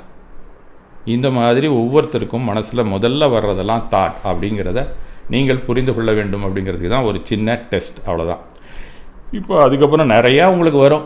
செஞ்சி தாலுக்கா அலுவலகத்துக்கு போனது, சச்சரவு பண்ணது, தொடர்ச்சியாக எண்ணெய் ஓட்டம் ஓடிக்கிட்டே இருக்கும். இப்போ உங்களுக்கெல்லாம் நான் ஒன்றும் அதிகமாக சொல்லணும்னு அவசியம் இல்லை. இன்னும் கொஞ்சம் அதில் தீவிரவாதியாக இருக்கிறவங்க அப்படின்னு சொன்னால் மனசில் அழுத்தம் கூட வந்திருக்கலாம் அவங்களுக்கு. ஏன் முதல்ல அந்த தாட்டோடு இருந்திருந்தால் இந்த மன அழுத்தம் வந்திருக்காது அவருக்கு. அதுக்கப்புறம் என்னென்ன நடந்தது அங்கே சச்சரவுகள் அப்படிங்கிறத ஸ்பாட்லேயே இருந்திருந்தால் கண்டிப்பாக அவங்களுக்கெல்லாம் மன அழுத்தம் வரும். ஆக அந்த வார்த்தையை பார்த்தாலே நமக்கு மன அழுத்தம் வர்றதுக்கு காரணம் அந்த திங்கிங் தாங்க, வெறும் தாட் கிடையாது. வெறுமா சித்தாமூர்னு படிச்சுட்டு போயிட்டீங்கன்னா, இல்லை ஜைன மடம் அப்படின்னு மட்டும் பார்த்துட்டு போயிட்டீங்கன்னா நீங்கள் பழச்சிக்கிட்டீங்க. அதுக்கப்புறம் அதை போட்டு உருட்டி பேசி இன்றைக்கி நைட்டெல்லாமும் தூக்கத்தில் அதே நினச்சிக்கிட்டு இருந்தீங்கன்னா ஸ்ட்ரெஸ், இப்போ உடனே டென்ஷன். இது ரெண்டுக்கும் காரணம் வர்ற தாட், அதோடு நிறுத்தாமல் இருக்கிறது தான் நம்ம. இது ஒரு சின்ன விஷயம் நமக்கு தெரியாமல் போயிடுது. அது வந்துச்சுன்னா உருட்ட ஆரம்பிச்சிடும் உள்ள. அடுத்தடுத்து நமக்கு என்ன டேட்டாஸ் இருக்கா உள்ளெல்லாம் தேட ஆரம்பிச்சிடும். இதுக்கு காரணம் இந்த உள்ளே போய் தேடுறதுக்கு பேர் திங்கிங். ஃபஸ்ட்டு எடுத்தோன்னே ஒரு ரெஸ்பாண்ட் பண்ணோம் ஸ்டிம்லஸுக்கு, அதுதான் தாட். அதோடு நம்ம வெளியில் வந்துட்டோம்னா பிரச்சனை இல்லைங்க நம்ம வாழ்க்கையில். இதை எப்படியாவது இது வந்து ஒரு புரிதல் தான் உங்களுக்கு நான் சொன்னது. இதுலேருந்து நீங்கள் மறுபடியும் டெவலப் பண்ணாமல் இருக்கிறது ப்ராக்டிஸ்லாம் நான் கொண்டு வரேங்க அப்படின்னு சொன்னீங்கன்னா ரொம்ப நல்லது. இதை நீங்கள் பண்ணிட்டீங்கனாலே பல எமோஷன்ஸ்லேருந்து நீங்கள் வெளியில் வந்துடுவீங்க. அது எப்படி அப்படிங்கிறத நாம் போக போக தெரிந்து கொள்ளலாம். அப்படிங்கிறது என்னுடைய கொஞ்சம் கொஞ்சமாக அடுத்தடுத்து நம்ம போனோம்னா நமக்கு அதெல்லாம் வராது. இன்னும் சொல்ல போனால் ராத்திரி 11:30 மணிக்கு நீங்கள் சில வாட்ஸ்அப்பை பார்த்தீங்கன்னா அதில் கூட சில பேர் போட்டுட்ருக்கான். அப்படின்னா அவங்களுக்கு சித்தாமூர் போய் இப்போ நடக்கிற ஹிஸ்ட்ரி ஓடிட்டுருக்கு அவனுக்கு டெய்லின்னு அர்த்தம். ராத்திரி 11:30, 12, 2, 2:30க்கெல்லாம் வாட்ஸ்அப்பில் வந்திருக்கு. அதெல்லாம் பார்த்தீங்கன்னா அந்த பதிவுலாம் நீங்கள் பார்க்கலாம். இவங்கெல்லாம் எப்படி இருப்பாங்க? கண்டிப்பாக மன அழுத்தத்திற்கு ஆளாகி இருப்பார்கள். இப்படி தான் நம்ம பல விஷயங்களில் ராத்திரியில் கூட தூங்காமல் ஸ்ட்ரெஸ் அண்ட் டென்ஷனில் இருந்து கொண்டு இருக்கிறோம். இது உள்ளுக்குள்ளே ப்ராசஸ் என்ன நடக்குதுன்னா நமக்கு தெரியல. அது ஹார்மோன்ஸை தூண்டியிருக்கோம்.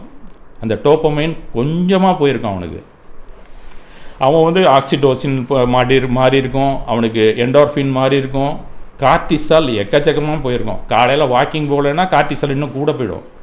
அவங்க எல்லாமே ஹார்மோன்ஸ் அஃபெக்டட், நியூரோ டிரான்ஸ்மிட்டர் போய் கோபத்திலே இருப்பான் உள்ளுக்குள்ளே. எப்படா வெளியில் காட்டலான்னு இருப்பான். அதுக்கப்புறம் உடலும் பாதிக்கும், ஹார்ட் அட்டாக் வரைக்கும் கூட போகும். இதுதான் நாம் தெரிந்து கொள்ள வேண்டியது வாழ்க்கையில். இது ஒரு பப்ளிக் நடந்தக்கூடிய ஒரு இன்சிடெண்ட்டை உங்கள்கிட்ட சொல்லிட்டேன். வீட்டுக்குள்ளேயும் இப்படி தான் நடக்கிறது. ஏதோ என்னைக்கோ நடந்த ஒரு விஷயத்த அது தாட் அன்னையோடு முடிஞ்சு போச்சு. அதை நான் திருப்பி பெரட்டி எடுத்துகிட்டு இருக்கும்போது தான் நம்ம உடம்பு வீணாக போகுது, மனசு ரொம்ப கெட்டு போகிறது. அதுவே நல்லதுக்காக இருந்தாலும் மகிழ்ச்சியாக இருந்தாலும் அதையும் திருப்பி அந்த மகிழ்ச்சி வேணும்னு நினச்சா அங்கே ஆணவம் தலை தூக்கும். மகிழ்ச்சியும் பெரட்டி எடுக்கக்கூடாது. துக்கத்தையும் பிரட்டி பெட்டு எடுக்கவே கூடாது அப்படிங்கிறது தான் இந்த தாட்டு திங்கிங் நமக்கு எடுத்து கூறுகிறது அப்படின்னு சொல்லலாம். இப்போ அடுத்ததாக இன்னொரு ஜென்ரலாக நீங்கள் தெரிஞ்சக்கூடிய ஒரு விஷயத்தை நான் சொல்லுங்கள். இது போட்டோன்னா உங்களுக்கு என்ன தோணுச்சு?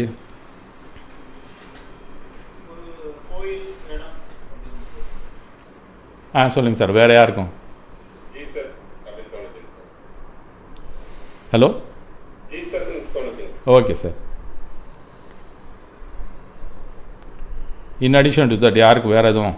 ஜெர்சோப்பா?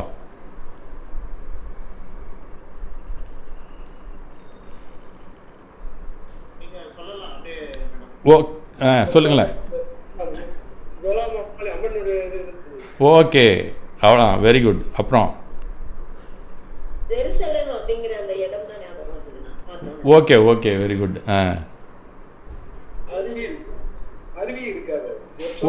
ஓ okay, very good. Jog Falls. Okay, அது மாதிரி அந்த சாராவதி வரும். அப்புறம் அங்கே இருக்கக்கூடிய 4 பக்கமும் இருக்கக்கூடிய ஒரு டெம்பிள் ஒன்று ஞாபகம் வரும். அப்புறம் சென்னை பைரவா தேவி அவங்கள பற்றி வரும். அங்கே இருக்கிற கோயில் வரும். அங்கே இருக்கக்கூடிய மற்ற புராதனமான ஆலயங்கள் வரும். நீங்கள் போகும்போது அந்த சாராவதியில் நடந்த ஃபைட்டு, ஃப்ரெஞ்சுக்காரனோட சண்டை போட்டது, இந்த ஹிஸ்ட்ரிலாம் தெரிஞ்சுன்னா ஒன்று இதெல்லாம் திங்கிங்கில் வர்றது. ஃபஸ்ட்டு எடுத்தோன்னே நீங்கள் சொன்னோன்னே அந்த ஊர் உங்களுக்கு தெரியலன்னா உங்கள் மனசில் அந்த ஜெருசோப்பா அப்படிங்கிறது உங்கள் தாய்மொழியில் வந்திருக்கும். அதான் வரும். உங்களுக்கு தெரியல அப்படிங்கிறது மனசு என்றைக்குமே ஒத்துக்காது. உங்களுக்கு எந்த விஷயமும் தெரியலேன்னு ஒத்துக்காது. ரொம்ப படிச்சிட்டிங்கன்னா எல்லாமே தெரிஞ்சதாக தான் மனசு காமிக்கும். தெரியல அப்படின்னு சொல்லவே சொல்லாது. அதுவும் படித்தவங்கள்ட்டெல்லாம் ஃபஸ்ட்டு ஜெர்சோப்பான்னு இன்னும் தெரியல என்னான்னு கேட்டால் அது ஜெர்சோப்பா அப்படின்னு சொல்லுவான். உடனே தெரியலங்கிறத சொல்கிறதுக்கு ரொம்ப யோசிப்பாங்க. பாமரன் தெரியலேன்னு சொல்லுவான். ஜெர்சோப்பானா ஜெர்சோப்பா தான் அப்படின்னு சொல்லுவான். அதுக்கு தான் ரெண்டுக்கும் வித்தியாசம். ஆணவம் இருக்கா இல்லையான்னு நம்மளே தெரிஞ்சுக்கலாம். இப்போ ஜெருசோப்பாங்கிறது தாய்மொழியில் உங்கள் உள்ளுக்குள்ளே ஜெருசோப்பான்னு போட்டுட்டு விட்டுடும். அது அவ்வளோதான். மனம் எப்பயுமே ஏதாவது ஒரு ரிசல்ட்டை உங்களுக்கு கொடுத்துக்கிட்டு தான் இருக்கும். அதுதான் மனம். இப்போ நமக்கு தெரிஞ்சது இது தெரிஞ்சு போச்சு. இப்போ இது கண்டிப்பாக உங்களுக்கு எல்லாருக்குமே தெரிஞ்சிருக்கலாம். இதுக்கு என்ன சொல்ல நினைக்கிறீங்க? எம்ஜிஆர் கொலை வழக்கு. ஓகே, அடுத்தது. Hello, okay okay. நீங்கள் வந்து இப்போ latest man. Okay sir, okay sir, okay sir. Oh very good. சொல்லுங்கள். எலெக்ஷன்ல ஜெயிச்சது பண்ணிட்டு 67. வாங்க. இதெல்லாம் வந்து தாட் நமக்கு வந்துருச்சு இல்லைங்களா? இன்னும் யாருக்காவது வந்ததுன்னா சொல்லுங்கள், இல்லை நான் அதுக்கு கரெக்டான பதில் சொல்லிடுறேன். இது என்னன்னு கேட்டிங்கன்னா, இந்த தாட் எப்படி தேடி இருக்குது அப்படிங்கிறத நான் உங்களுக்கு சொல்கிறேன். கூகுளில் போட்டோன்னே எம்ஜிஆர் கொலை வழக்குன்னு அது தேடும். ஒன்றுமே கிடைக்கலன்னு வச்சிங்களேன். எம்ஜிஆர் தனியாக தேடும், கொலையாக தனியாக தேடும், வழக்க தேடும். அதுதான் இந்த கூகுளுக்கு உள்ள ஒரு குவாலிட்டி. இப்போ அதன்படி பார்த்தா நமக்கு எல்லாருக்குமே இப்படி தான் தேடி இருக்குது. நீங்கள் சொன்னவங்க எல்லாருக்குமே அவள் தான் தேடி இருக்குது. எம்ஜிஆர் கொலை வழக்குன்னே ஒரு கொலை வழக்கு கிடையாது உண்மையிலேயே. எம்ஜிஆர் கொலையாக செய்யப்பட்டிருக்காரு. அதுக்கப்புறம் இருந்தார், ஆண்டார், சிஎம்மாக இருந்திருக்காருங்க. எம்ஜிஆர் அட்டெம்ப்ட் டு மர்டர், அதான் கேஸ் அவருக்கு. ஆனால் நம்ம மனசு என்ன சொல்லுது? எம்ஜிஆர் கொலைக்கு அவர் சுட்டதுலேருந்து எம்ஆர் ராதா அது இது எல்லாம் கடன்னு வருது. அப்போ நாம் தவறான அபிப்பிராயத்தை உள்ளே வைத்திருக்கிறோங்கிறதுக்கு இது ஒரு உதாரணம். இது மாதிரி எவ்வளோ விஷயங்களில் நம்ம உள்ள தவறான அபிப்பிராயம், அந்த பேரை கேட்டாலே தப்பு தப்பாக உள்ள நம்ம ஸ்டோர் பண்ணி வச்சுருக்கிறத எடுத்து கொடுக்குறோம். கூகுள் மாதிரி தான் நம்மளும் சர்ச் பண்ணுறோம். எம்ஜிஆரை தனியாக எடுத்து, கொலையை தனியாக எடுத்து, வழக்கை தனியாக எடுத்து, கீழெல்லாம் அது அண்டர்லைன் பண்ணி கட் பண்ணிலாம் காமிச்சிருக்கோம். இது இல்லை. ஆனால் மனசு அதெல்லாம் சொல்ல தெரியல. எம்ஜிஆர்னோன்னு 67 எலெக்ஷன் வரைக்கும் வந்தாச்சு. நம்ம எம்ஜிஆர் போய் எம்ஆர் ராதா வந்து இது எம்ஜிஆர் கொலை வழக்குங்கிறது ஆக்சுவலாக எம்ஜிஆர் கொலை வழக்கு ஒன்று உண்டு. அது சிலோனில் எம்ஜிஆர்னு ஒருத்தர் இருந்திருக்காரு. அவரை கொலை பண்ணிட்டாங்க. அதுக்காக ஒரு வழக்கு நடந்தது. அதை ஒரு புக்காக ஒருத்தர் போட்டிருக்கார். அதுக்கு டைட்டில் தான் எம்ஜிஆர் கொலை வழக்கு. அது சிலோனில் நடந்த விஷயம். அது நமக்கு பொருந்தது. இங்கே வந்து பார்த்தோன்னே எம்ஜிஆர் கொலை வழக்குன்னு நம்ம இவ்வளோ கதையும் சொல்லி முடிச்சிட்டோம். அப்போ நம்ம சொன்னது எல்லாமே சரியா தவறா அவங்கவுங்க திங்க் பண்ணிக்க வேண்டியது. இது மாதிரி ஒவ்வொரு விஷயத்துலேயும் தாட் திங்கிங் ரெண்டுமே தப்பு. இந்த விஷயத்தில் தாட்டு வந்ததே தப்பாக வந்திருக்கு, அதை ப்ராசஸ் பண்ணி கொடுத்தது எல்லாமே தப்பு. ஆக இந்த மாதிரியும் நம்ம வாழ்க்கையிலே இதுக்கு பேர் என்ன சொல்லலாம், அறியாமை. இதெல்லாம் அறியாமல் தான் நம்ம செய்கிறோம், நமக்கே தெரியல. நாமெல்லாம் பெரிய அறிவாளி அப்படின்னு நம்ம நினைத்து கொண்டு இருக்கிறோம். அதுதான் பகவான் சொல்கிறார், அஞ்ஞானி, அஞ்ஞானம் அந்த இடத்துல தான் சொல்கிறார். ஆக நாம் தெரிந்து கொள்ள வேண்டியது இந்த மாதிரி பல விஷயங்களை நாம் செய்து கொண்டிருக்கிறோம் அப்படிங்கிறத நாம் எடுத்துக்கொள்ள வேண்டும். இப்போ இதுக்கு நீங்கள் எல்லாருமே கரெக்டான பதில் சொல்லுவீங்க அப்படின்னு நான் எதிர்பார்க்குறேன். யாத் வஷேம்.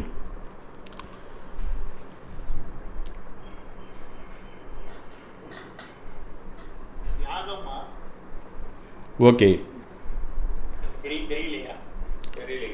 Very good. அடுத்தது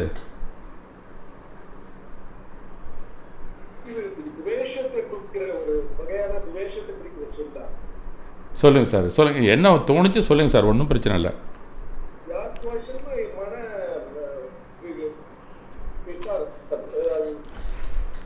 ஓகே சார், ஓகே சார். அடுத்தது சார், வேறு யாரும் சொல்லுங்கள் சார், வேறு யாரும் சொல்லணும்னு இருந்தால் சொல்லுங்கள், அதர்வைஸ் நான் சொல்லி முடிச்சிடறேன். அதை யாத் விஷயங்கிறது எல்லாமே ஏசியமாக தான் சொல்லியிருக்கீங்க. அப்போ ஏதாவது ஒன்று மனசு சொல்லணும்னு நினச்சி தான் அத்தனை பேரும் சொன்னது. ஒன்றுமே தெரியல அப்படின்னு சொன்னால் உள்ளுக்குள்ளே தமிழில் யாத் விஷயம்னு நான் போட்டதை அப்படியே டிஸ்பிளே பண்ணி உங்களுக்கு காமிச்சிருக்கோம். தெரியாதவங்களுக்கு, தெரிஞ்சவங்களுக்கு அவங்களுக்கு என்ன தோணுதோ அதெல்லாம் சொல்லுது. ஆக்சுவலாக யாத் விஷயம் அப்படிங்கிறது ஒரு கர்நாடக மாநிலத்திலே அகாடமி பரிசு பெற்ற ஒரு நூல். நேமிச்சந்திரான்னு ஒருத்தங்க எழுதியிருக்காங்க, பெங்களூரில் சேர்ந்த ஒரு கன்னட நாவல் ஆசிரியர். அவங்க என்ன எழுதியிருக்காங்கன்னா, யாத் வஷயம் அப்படிங்கிறது ஹிட்லர் காலத்தில் நடந்த ஒரு கதையை பற்றி எழுதியிருக்காங்க. அவன் என்னென்ன அட்டூழியம் பண்ணானோ, அதில் எவ்வளோ பேர் பாதிக்கப்பட்டாங்களோ அதை பற்றிய நூல் இது. அவங்க பெங்களூரில் இருந்தாங்க. ஹீப்ரூ மொழியில் யாத் வஷயம் அப்படிங்கிறது யூத படுகொலையின் நினைவாக இஸ்ரேலில் உள்ள ஒரு இடம் தான் அது. இன்றைக்கு இஸ்ரேலில் யாத் வஷயம்ங்கிற இடத்துல அது ஒரு நினைவு சின்னம் ஒன்று வச்சுருக்காங்க. அது ஹிட்லர் காலத்து நினைவுகளின் தொகுப்பு. அது பேரை யூஸ் பண்ணி இந்த அம்மா ஒரு கதையை எழுதி அவார்டு வாங்கியிருக்காங்க.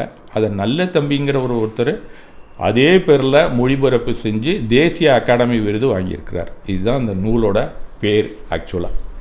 ஆனால் நமக்கு இது சம்மந்தமாக எதுவுமே தெரியல உண்மையிலேயே. ஆனால் மனசு ஏதாவது ஒன்று சொல்லணும் அப்படின்னு நினைக்குது. இதை அவங்கவுங்க மனசை ஜட்ஜ் பண்ணிக்க வேண்டியது தான். இப்படியாக நாம் வாழ்ந்து கொண்டு இருக்கிறோம். இதுதான் தாட் அப்படிங்கிற ப்ராசஸ் நமக்கு உள்ளுக்குள்ளே நடக்குது. இப்போ ஒவ்வொருத்தருக்கும் தாட் ப்ராசஸ் எப்படி நடந்து கொண்டு இருக்கிறது, இதை பொறுத்த வரைக்கும் நாம் புத்திசாலியாக இல்லை, நாம் அறியாமையில் நம்ம நடக்கிறோமா, எண்ணத்தில் நம்ம நடந்து கொண்டு இருக்கும்போது நாம் நன்றாக தெரிந்து கொள்ள வேண்டும். இது வெளிப்படையாக அவங்கவுங்க உள்ளுக்குள்ளே போய் பார்த்து சரி பண்ணிங்கன்னா சீக்கிரமாகவே அதை விட்டு வெளியில் வந்துடலாம். இந்த தாட் ப்ராசஸில் எனக்கு தெரியாது அப்படிங்கிற விஷயத்தை என்றைக்கு முடிவு செய்கிறோமோ பல விஷயங்கள்லேருந்தும் நம்ம வெளியில் வந்துடலாம். தெரிஞ்சது மாதிரி காட்டிக்கும்போது நாமே போய் அதில் சிக்கிக்கொள்வோம். இந்த யாத் விஷயம் பெரிய விஷயம் இல்லை, எம்ஜிஆர் கொலை வழக்கு பெரிய விஷயம் இல்லை. நம்ம குடும்பத்திலேயோ வெளியிலேயோ பொது விஷயத்திலேயோ நடக்கக்கூடிய வார்த்தைகளுக்கு நாம் அர்த்தம் எடுத்துக்கொள்கிறோமே, அதுதான் நம்மளை மன அழுத்தத்திற்கும் ஸ்ட்ரெஸ்ஸுக்கும் காரணமாக அமைகிறது. வீட்டில் மனைவி சொன்னாலும் கணவன் சொன்னாலும் கூட நம்ம இந்த மாதிரிலாம் எடுத்துக்குவோம். அந்த சூழ்நிலைக்கு பொருந்தாத, கொஞ்சம் கூட தெளிவில்லாத, ஆதாரம் இல்லாத அபிப்பிராயங்கள் எல்லாம் இந்த தாட்டும் அந்த திங்கிங் தான் நமக்கு ப்ராசஸ் பண்ணி நம்மளை ஸ்ட்ரெஸ் ஆக்குது அப்படிங்கிறத நாம் தெரிந்து கொள்ள வேண்டும். அப்போ மனசு எப்படி இருக்குது நமக்கு அப்படிங்கிறத இந்த ஒரு உதாரணத்துலேருந்து நம்ம தெரிந்து கொள்ளலாம். இதை நேரடியாக கூப்பிட்டுருந்தாங்கன்னா இன்னும் கொஞ்சம் நேரம் நடத்தலாம். இப்போ நீங்கள் ஓரளவுக்கு இதில் ஜூமில் தெரிந்து கொள்ளக்கூடிய ஒரு வாய்ப்பு கிடைச்சிதுன்னு தான் நான் நினைக்கிறேன். இப்போ நானுமே கொஞ்சம் அதிலேருந்து கற்றுக்கொண்டேன் அப்படின்னு தான் சொல்லணும். இப்போ ஐம்புலன் வழியாக புற தூண்டுதலின் உருவாகும் சிந்தனையை பற்றி நாம் பார்த்தோம் இல்லைங்களா? இப்போ ஒரு ஐடியா தெரிஞ்சு போச்சு. புற தூண்டுதல்னால் நான் போட்டேன், உங்கள் கண்ணால் பார்த்தீங்க, இதை சொல்லிட்டீங்க. இதேமாரி காதால் கேட்டதுக்கும் நீங்கள் பதில் சொல்ல போகிறீங்க. நான் டிஸ்பிளே பண்ணேன், இல்லைன்னா நான் காதால் கேட்குறதுக்கு நான் வாயால் என்ன சொல்கிறேனோ அது வழியாகவும் இதே பதிலை தான் நீங்கள் சொல்லியிருப்பீங்க எல்லோரும். ஆக அகத்தூண்டுதலினால் சிந்தனைகள் உருவாகும் என்பதை அடுத்த கட்டமாக நம்ம பார்க்கலாம். இப்போ புற தூண்டுதலில் வந்த சிந்தனைகள் என்ன தாட் அப்படின்னு நம்ம பார்த்தாச்சு. அதே அகத்தூண்டத்தில் உள்ள என்ன நடக்குது, இந்த ஏரியாவை கொஞ்சம் நல்லா நாம் கவனித்து செயல்பட வேண்டும். அகத்துக்குள்ளே நடக்கிற விஷயத்தை தான் நாம் மிக மிக கவனமாக பார்க்க வேண்டும். இது புறத்தில் நடந்த விஷயம் உள்ளுக்குள்ளே என்ன தாக்குதலை ஏற்படுத்துது அப்படிங்கிறத நம்ம பார்த்தோம். அந்த தாட்டையும் உள்ளுக்குள்ளேயே ஸ்டிமுலஸ் வருது நமக்கு, அது என்ன மாதிரி உள்ள வேலை நடக்குது அப்படிங்கிறத நம்ம பார்க்குறோம். எது பிரச்சனைக்கு உரியது அப்படிங்கிற முடிவுக்கு நாம் அப்போ தான் வர முடியும். இப்போ அடுத்த லெவலில் நம்ம போகும்போது அகத்துக்குள்ளே போகிறோம். இப்போ புறத்தில் நடந்த செயல்பாடுகளுக்காக நமக்கு அளிக்கப்பட்ட ஒரு விஷயம் மனசுக்குள்ளே, இதுவும் உள்ளுக்குள்ளே இருக்கிறது தான், ஆனால் புறம் சம்மந்தப்பட்டது. அதனால் அது புறம் என்றே நாம் வைத்துக்கொள்ள வேண்டும். இனி அகம் சம்மந்தப்பட்ட ஏரியாக்குள்ளே நாம் போகிறோம், அதுவும் மனசுக்குள்ளே தான். கைகால் சம்பந்தமாக இல்லை. மனம், சித்தம், புத்தி, அகங்காரம் அப்படிங்கிறது இது மனதில் முரண்பாடுகள் அப்படிங்கிற ஏரியாக்குள்ளே நாம் தெரிந்து கொள்ள வேண்டிய உண்மைகள் நிறையவே இருக்குது. Problems R the contradictions that arises in the mind. அதுதான் முக்கியம். மனதில் தோன்றும் முரண்பாடுகளே பிரச்சனைகளுக்கு காரணம். எப்படி அப்படிங்கிறத சிம்பிளாக அது சொல்லிக்கொண்டே போகலாம். ஏகப்பட்ட நாள் கிளாஸ் எடுத்தால் கூட நல்லாவே இருக்கும். இருந்தாலும் சுருக்கமாக உங்களுக்கு சொல்லி முடிக்கிறேன். இன்றைக்கு முடிந்த வரைக்கும் நீங்கள் அதை தெரிந்து கொள்வது மிகவும் நல்லது. முடிஞ்சதுன்னா இந்த ஏரியாவை நன்றாக கவனித்து வைத்து கொள்ளுங்கள். சந்தேகம் கடைசியில் கேட்டிங்கன்னா கூட ரொம்ப நல்லது. இதுதான் என்னுடைய வாழ்க்கைக்கு பயன்பட்ட ஏரியா. அது முதல்ல சொன்னது கூட கொஞ்சம் புரிய ஆரம்பிச்சிருச்சு முன்னாடியே. இந்த ஏரியா எனக்கு புரியாமே நான் ரொம்ப கஷ்டப்பட்டுட்டு இருந்தேன். அதை கொஞ்சம் எப்படி புரிய வைக்கிறதுன்னு ஒருத்தர் சொல்லி கொடுத்ததை உங்களுக்கு என்னால் முடிந்த வரைக்கும் சொல்லலாம் அப்படிங்கிற முடிவில் தான் நான் இன்று உங்கள் முன் தோன்றியிருக்கிறேன் அப்படின்னு தான் நான் சொல்லணும். இப்போ மனதில் முரண் அப்படின்னு சொன்னால் எல்லோருக்குமே ஜென்ரலாக இந்த காலத்தில் சில சொற்களை பயன்படுத்துறதுக்கு தவறுவதே இல்லை. ஒரு சின்ன பொடிப்பயலாக இருந்தால் கூட இன்றைக்கு சொல்கிறேன். பழைய காலத்திலாம் யாருமே உபயோகித்ததே இல்லை இந்த வார்த்தையை. நாங்கள்லாம் சின்னதில் கூட ஒன்று டென்ஷன், இன்னொன்று ஸ்ட்ரெஸ். இது ரெண்டும் யாரும் உபயோகிக்காமல் இருக்கிறாங்களான்னு பாருங்கள். சின்ன பொடிப்பாயாக கூட சொல்லுவான் சர்வசாதாரணமாக. இப்போ நீங்கள் ஏன்னு டென்ஷன் படுத்தாத, காப்பி குடிச்சிட்டு போப்பா அப்படின்னு அம்மா சொல்லுவாங்க. இது இன்றைக்கி இதே அம்மா சின்னதில் அந்த வார்த்தையை உபயோகிச்சிருக்க மாட்டாங்க, இப்போலாம் சொல்லி கொண்டு இருக்கிறார்கள். அதை நீங்கள் பார்த்துருக்கலாம். இந்த டென்ஷனுங்கிறது இந்த காலத்தில் சர்வசாதாரணமாக ஒரு வார்த்தையாக போய்விட்டது. இப்போ கடைக்கு போயிட்டு வான்னு சொன்னீங்கன்னா பையன்ட்ட என்ன சொல்கிறான், என்னை டென்ஷன் படுத்தாத, நான் படிச்சுட்டு இருக்கேன்ல அப்படிமா. அப்போ அவனுக்கு கூட டென்ஷனுங்கிறது தெரிஞ்சிருக்கு என்னென்னு. ஆனால் டென்ஷனுங்கிறது என்னன்னே தெரியாமல் எல்லோரும் உபயோகிச்சுட்டு இருக்காங்க அந்த காலத்தில் அப்படிங்கிறதான் உண்மை. வாழ்க்கையில் முக்கிய முடிவு எடுக்கணும்னா, பிரச்சனைகளை உடனே தீர்க்கணும்னா இந்த ரெண்டும் இல்லாமல் இருக்கணும் நம்ம.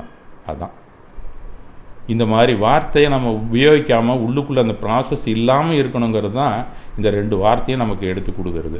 அப்போ தான் நம்மளுடைய எமோஷ்னல் இன்டெலிஜென்ஸ் அதிகரிக்கும். உணர்ச்சி மேலாண்மை அப்படின்னு சொல்கிறோம்ல, அது அதிகமாக ஆகும். அது மாதிரி சில கேரக்டரை நம்ம சினிமாவில் கூட பார்த்துருக்கலாம். உங்களுக்கெல்லாம் ஞாபகம் இருக்கா என்னன்னு தெரியல. நான் சின்ன வயசில் 6வது படிக்கும் போதுலேருந்து அந்த மாதிரி சினிமாக்கள் நான் அதிகமாக பார்த்துருக்கேன். எங்கள் அப்பா அழைச்சிட்டு போவாங்க, நீங்களும் பார்த்துருக்கலாம். ஜேம்ஸ் பாண்டு பூரா எமோஷ்னல் இன்டெலிஜென்ஸாக தான் அதில் காட்டப்படுவாங்க. நீங்கள் பார்த்துருந்தீங்கன்னா ரோஜர் மூரோ, சீன் கேனரியோ, ஜார்ஜ் லெசன்ஸின்னு ஒருத்தர், டிமோத்தி டால்டன், இவன் படம்லாம் பார்த்துருக்கேன் நான். அவங்க முகத்தில் என்ன கஷ்டம் வந்தாலும் இந்த டென்ஷன், ஸ்ட்ரெஸ் அறிகுறியே தெரியாது அந்த கேரக்டருக்கு. எவ்வளோ மோசமான ஆபத்தான கட்டத்தில் தப்பித்து வெளியேறி விடுவார்கள். அதெல்லாம் நீங்கள் பார்த்துருக்கலாம் சினிமாவில். அந்த மாதிரி படம்லாம் பார்த்துருந்தீங்கன்னா உங்களுக்கு தெரிஞ்சிருக்கும். பிரச்சனை அப்படிங்கிற ஒரு ரேகை கூட அவன் முகத்தில் தெரியாது. இதனால் அந்த பிரச்சனையில் மாட்டிக்கிட்டோம் அப்படின்னு முகத்திலே காட்ட மாட்டாங்க. அந்த மாதிரி ஒரு கேரக்டரை உருவாக்கி ஒரு காலத்துலேருந்தே கொடுத்துட்டு இருந்தான். உண்மையிலே அவன் தான் மனிதன். பிரச்சனை என்ற ஒன்று அவர்கள் அகராதியிலேயே கிடையாது ஜேம்ஸ் பாண்டுக்கெலாம். இன்னும் கொஞ்சம் கீழே இறங்கி சொன்னால், அவனோட லவ்வரோடு இருந்தால் கூட கிஸ் அடிக்கிற நேரத்தில் கூட ஒரு செய்தி நான் அப்படியே ஏஞ்சி போயிட்டே இருப்பான். அந்த மாதிரி மகிழ்ச்சியையும் எந்த ஒரு கஷ்டத்தையோ அவன் முகத்தில் காமிக்காமல் எப்பயும் போல் ஒரே மாதிரி இருக்கக்கூடிய சமநிலை உணர்வோடு இருக்கக்கூடிய ஒரு கேரக்டர்னு பார்த்திங்கன்னா என்னை பொறுத்த வரைக்கும் ஜேம்ஸ் பாண்டு தான். அதன் பிறகு அடுத்தபடியில் என்னடா நான் அந்த மாதிரி தேடும்போது கிடைக்கலங்கும் போது தான் எம்ஜிஆர் படங்கள் நான் கூட பார்க்க ஆரம்பித்தேன். நீங்களும் பார்த்துருக்கலாம். அவர் கூட சமயத்தில் கொஞ்சம் உணர்ச்சியை காட்டக்கூடிய ஒரு விஷயமாக இருக்கலாம். ஜேம்ஸ் பாண்டு மட்டும் எப்பயுமே கிடையாது. அந்த கேரக்டர் மட்டும் அந்த உணர்ச்சி மேலாண்மை மிக மிக கூடுதலாகவே தென்படும் அப்படிங்கிறத நம்ம தெரிஞ்சுக்கலாம். அது ஒரு அருமையான ஒரு கேரக்டராக அந்த காலத்துலேருந்தே கொண்டு வந்துட்டு இருந்தான். இப்போலாம் கொஞ்சம் ஜாஸ்தியாக இல்லை, கொஞ்சம் எமோஷ்னல் உள்ளவங்களாக தான் நமக்கு காட்டி கொண்டு இருக்கிறார்கள். ஆக இதுலேருந்து நாம் என்ன தெரிஞ்சுக்கணும் அப்படின்னு கேட்டிங்கன்னா, பிரச்சனை தான் எல்லாத்துக்குமே நமக்கு காரணம். இந்த 2 வார்த்தை மட்டும் இல்லை, மனம் சம்மந்தப்பட்ட அத்தனைக்குமே பிரச்சனைகள் தான் காரணம் அப்படிங்கிறதுனால. அப்போ problems or contradictions that arise in the mind அப்படிங்கிறது தான் அதற்கான சரியான வார்த்தை. அன்றாட வாழ்விலே எத்தனையோ மனரீதியான பிரச்சனைகளை நாம் சந்திக்கிறோம். என்ன? கோபம், கவலை, அமைதியின்மை, டென்ஷன், காமம், பொறாமை, இப்படி பலவிதமான உணர்ச்சிகளை எதிர்கொள்ள வேண்டியிருக்கிறது ஒவ்வொரு நாளைக்கும். அவன் வாழ்க்கையில் மிகவும் சிரமப்படுகிறான். அதற்கான தீர்வு என்ன என்று தான் எல்லோரும் முதலில் ஆன்மீகத்தை நாடுகின்றனர். இதிலெல்லாம் நமக்கு ஜாஸ்தியாக போனோன்னா தான் நம்ம ஆன்மீகத்துக்குள்ளே போவோம். இதெல்லாம் எதுவுமே இல்லைன்னு வச்சிங்களேன், கண்டிப்பாக நம்ம போகவே மாட்டோங்க. எனக்கு ரொம்ப கஷ்டமாக இருக்குது, இதிலேருந்து நான் வெளியில் வரணும் அப்படின்ன ஒரு ஒரு ஒரு நினப்பு வருது பார்த்தீங்களா, அப்போல்லாம் இதுக்குள்ளே போயிடுவோம் நம்ம ஆன்மீகத்துக்குள்ளே. அப்போ அதுக்குள்ளே புரிதல் கிடைக்கும் அப்படின்னு நம்ம பயணித்து கொண்டே இருப்போம். அதனால் சாதாரண வாழ்விலே இது கிடைத்து விட்டவர்களால் மட்டுமே உண்மையான ஆன்மீகத்தை பயிற்சி செய்ய முடியுங்கிறது தான் உண்மை.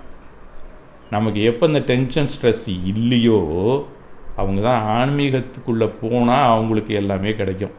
இதோடு போனீங்கன்னா கிடைக்கவே கிடைக்காது அங்கே. இதுவும் உண்மை தான். அப்படி இல்லாமல் பிரச்சனைகளுக்கு பயந்து ஆன்மீகத்திற்கு சொல்வதால் முழுவதுமான பயனை எட்ட முடியாது. அது என்னவோ உண்மை. சரி, அன்றாட பிரச்சனைகளை எப்படி எதிர்கொள்வது? இப்போ பிரச்சனைன்னு சொல்லிட்டீங்க, மனசில் கோபம், கவலை, டென்ஷன், காமம், பொறாமை போன்ற பலவிதமான உணர்வுகள் குடிக்கொண்டிருக்கின்றன. இவை எல்லாமே மனோரீதியான பிரச்சனையாக இருந்து தான் கொண்டிருக்கிறது இல்லைங்களா? இதில் ஒன்றும் நமக்கு வேறு ஒன்றும் மாற்று கருத்து சொல்லவே முடியாது. அதுக்கு தீர்வு கிடைத்தாலே புறப்பிரச்சனையை நாம் சமாளிக்க தொடங்கி விடுவோம். அதான உண்மை.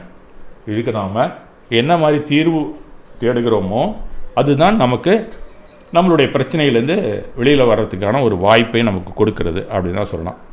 ஒரு நிமிஷம் சார்.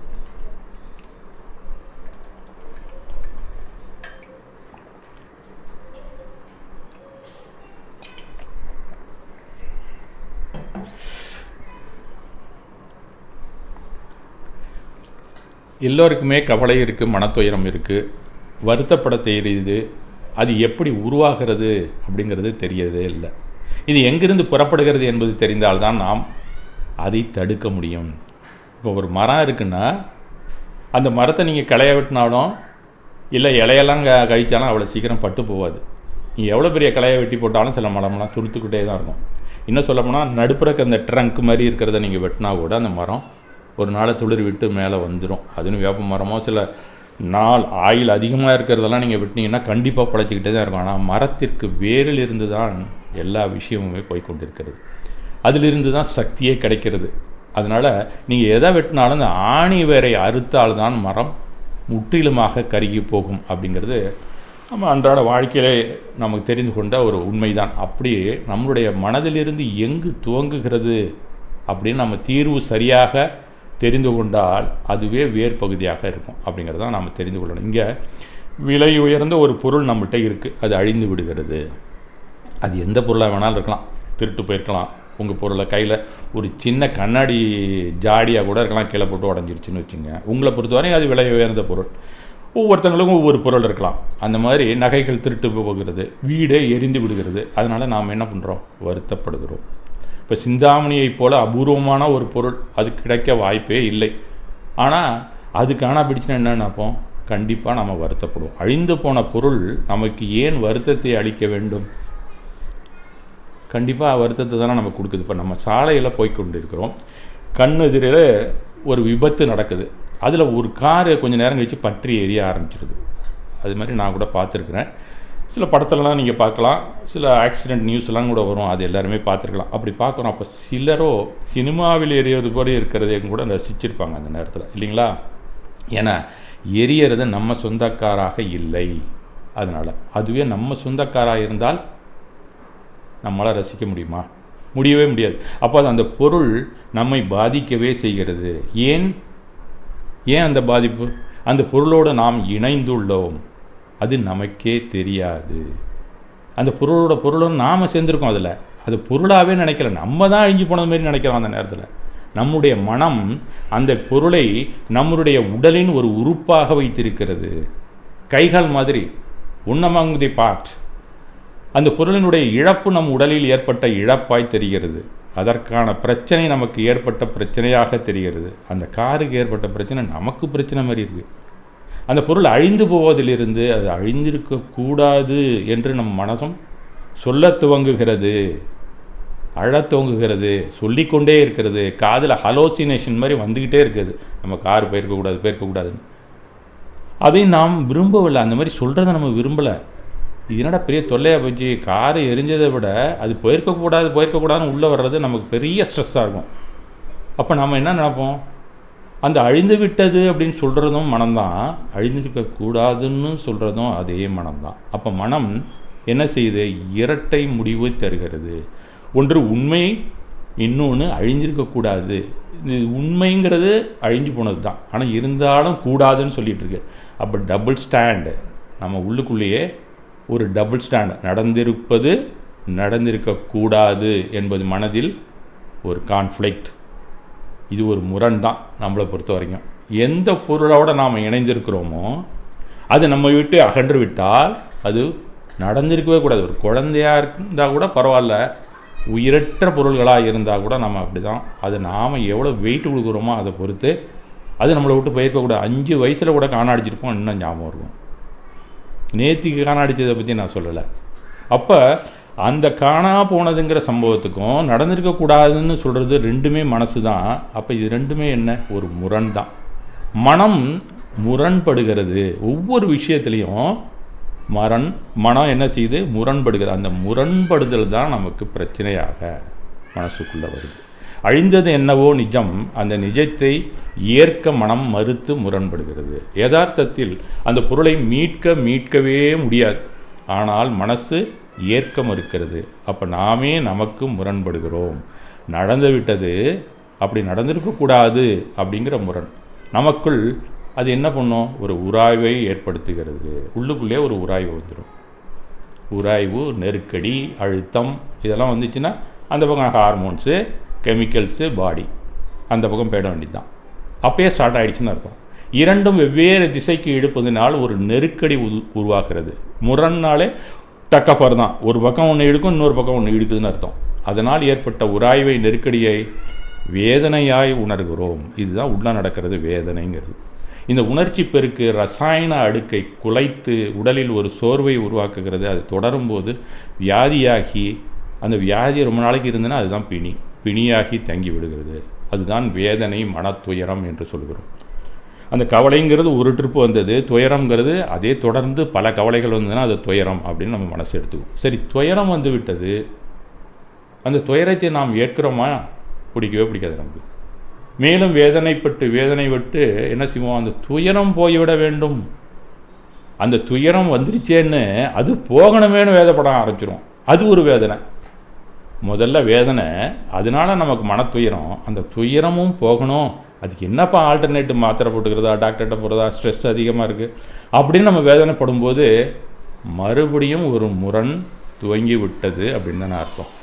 அப்போ முதல்ல ஒரு அழிவு, அது ஏற்படக்கூடாதுங்கிற ஒரு முரண், மறுபடியும் ஒரு வேதனை, அந்த வேதனையினால் ஒரு துயரம், அந்த துயரம் எனக்கு ஏற்படக்கூடாது அப்படின்னு மேலும் ஒரு வேதனை. ஆக முதல்ல அந்த வேதனையும் பிடிக்கவில்லை, மேலும் ஒரு முரண்பாடு. இப்படி முரண் அடுக்குகள் மனதில் இயக்கத்தில் உருவாகின்றன. அப்போ முரண் அடுக்குகள் தான் நமக்கு இருந்துக்கிட்டே இருக்குது. அதுதான் ஸ்ட்ரெஸ் அதிகமாக போக மன அழுத்தம், ப்ரெஷர் ஆகிடுது. அமுக்க அதிகமாக மன அழுத்தம் ஏற்படுகிறது. இப்படியாக அடுக்கடுக்காக முரண்கள் தோன்றி அடுக்கடுக்கான உராய்வுகள், அடுக்கடுக்கான நெருக்கடிகள், இவை அனைத்தும் நம் மன இயக்கத்தை பாதிக்கவே செய்கிறது. இப்படியான பல மன முரண்கள் தான் எல்லா பிரச்சனைகளுக்கும் காரணமாகிறது. சரி, மன முரண்கள் தான், கான்ஃப்ளிக்ட் தான், கான்ட்ரடிக்ஷன் தான் அப்படின்னு நம்ம தெரிஞ்சுக்கிட்டோம். அதுதான் காரணம். என்னங்க அதுக்கு தீர்வு? அது வரணும்ல. நம்ம இப்போ முரண்பாடு இல்லை, வேதனை, துயரம், மன அழுத்தம், இதனால் மனச்சோர்வு, உடல் வியாதி, பிணி, இது எதுவுமே கிடையாது.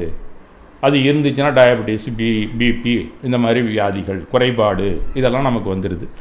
மனமே முரண்பாடு என்ற ஒரு உந்துதல் தான் இயங்கி கொண்டிருக்கிறது எப்போயுமே.